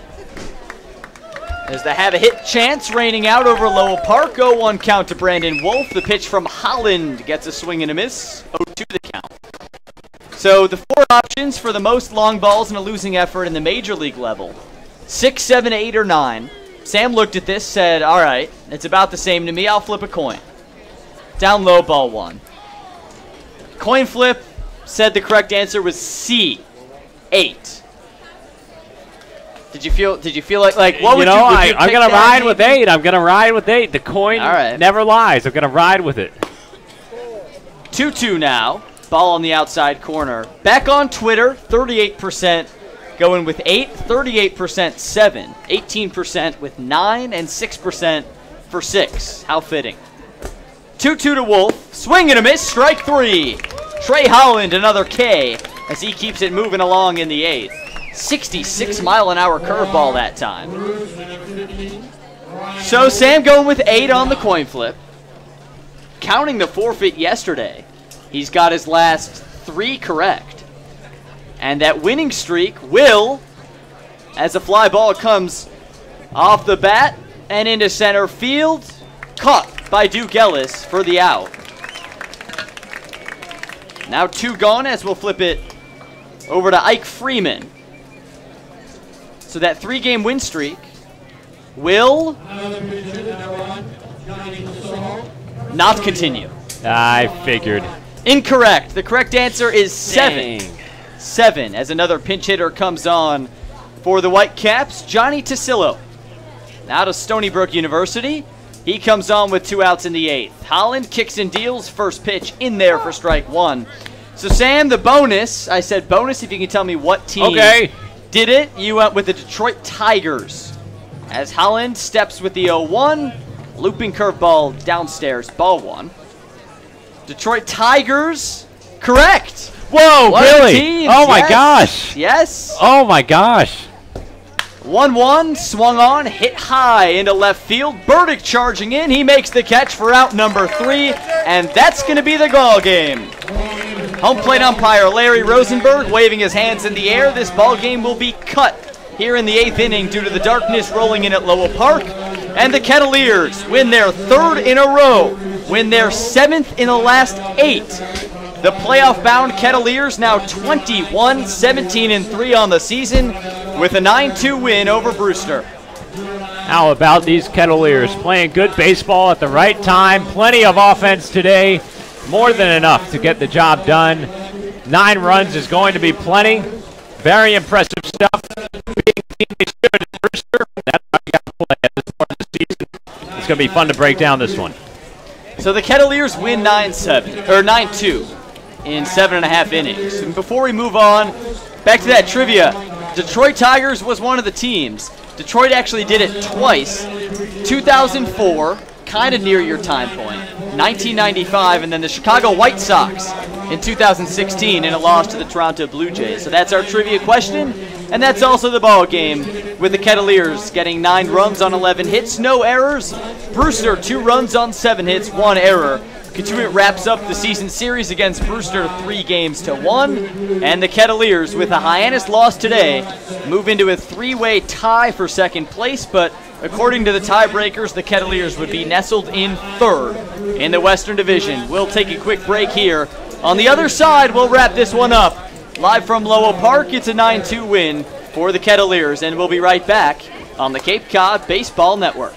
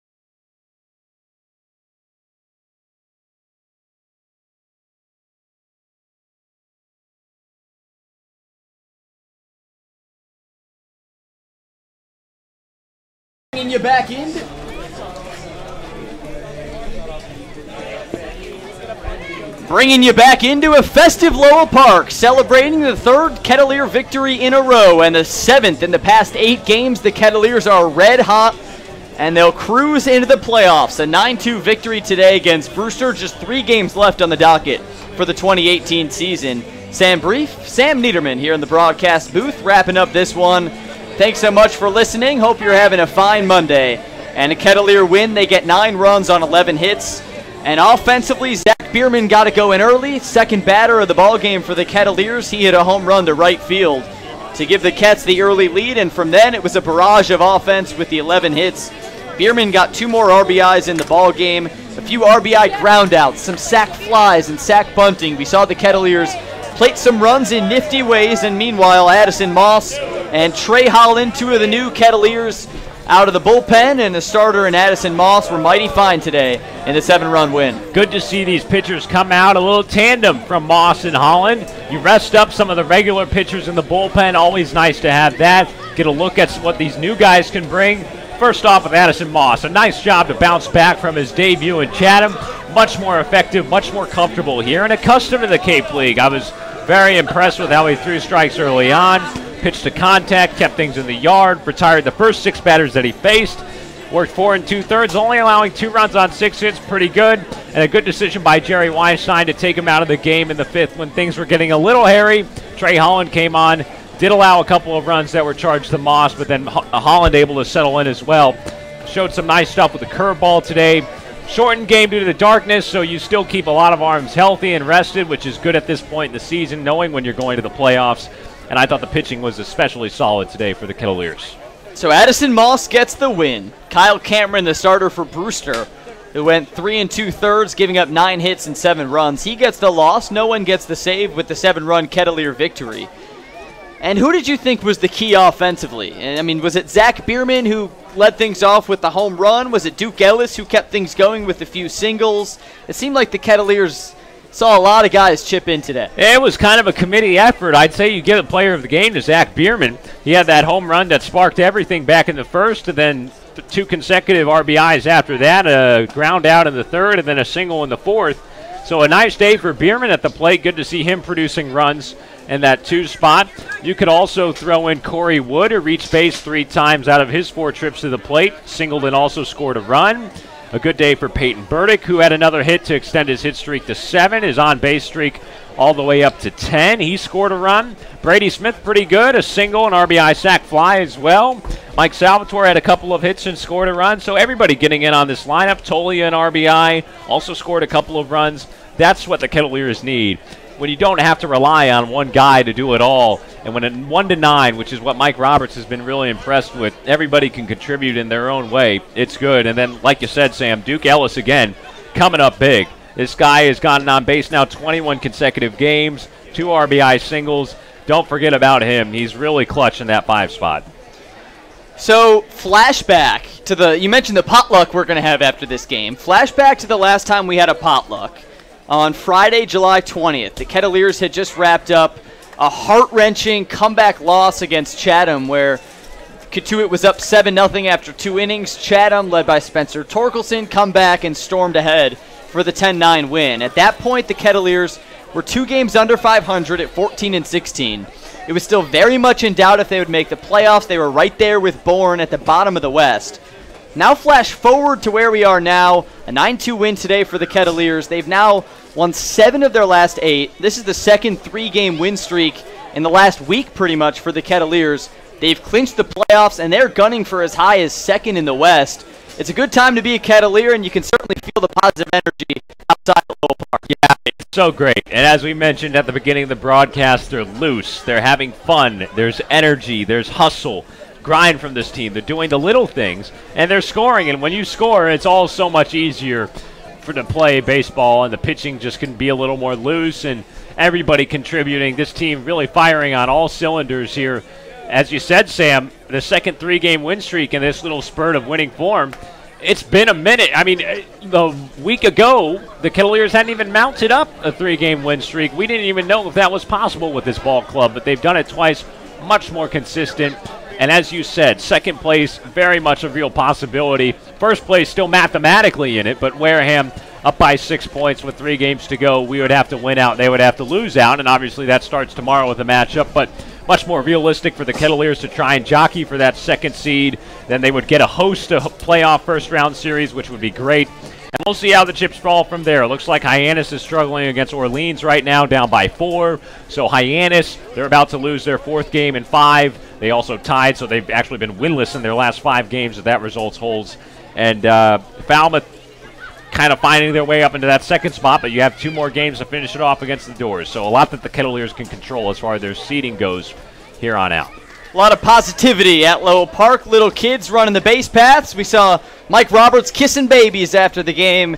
All smiles as they set up the potluck. It was Host Family Appreciation Day. All the players' host families being honored. Big thank you to our hosts, Michael Gross, Barbara Turner, who hosts Sam and myself, take such good care of us, being honored today before the game. And now just 2 games left on the docket here at Lowell Park in 2018, and it starts tomorrow against the Wareham Gatemen. That'll cap the season series against Wareham. 5 o'clock first pitch, the last 5 o'clock first pitch of the 2018 summer. After August 1st, all games at 4:30. So it's here at Wareham tomorrow. Wednesday at Falmouth, 6 o'clock first pitch. Back here at Lowell Park for Game 44 of the regular season to cap off the 2018 summer. 4:30 first pitch here at Lowell Park against Falmouth. Off day on Friday, August 3rd, and then Saturday, Hope you get a good night of sleep that night on Friday, because on Saturday, playoff baseball, whether it's here at Lowell Park or elsewhere around the West, maybe Spillane Field, maybe McKeon Park, maybe Arnie Allen Diamond at Gov Fuller Field. We will have playoff baseball on the air, and you can listen, as always, right here on Mixler.com/Cotuit Broadcasting or on our YouTube page, Cotuit Kettleers. And if you're on Cape Cod, head over to Comcast Channel 99. If you're a subscriber, you can watch all the home games there, regular season and the playoffs. Over in Hyannis, as Sam said, it's 7-3 Orleans over the Harbor Hawks, so Kettleers in prime position to move into third in the crowded West Division. Final score here from Lowell Park is the Kettleers 9 and the Whitecaps 2 in Game 41 of the 2018 summer. Thank you so much for spending your Monday night with us.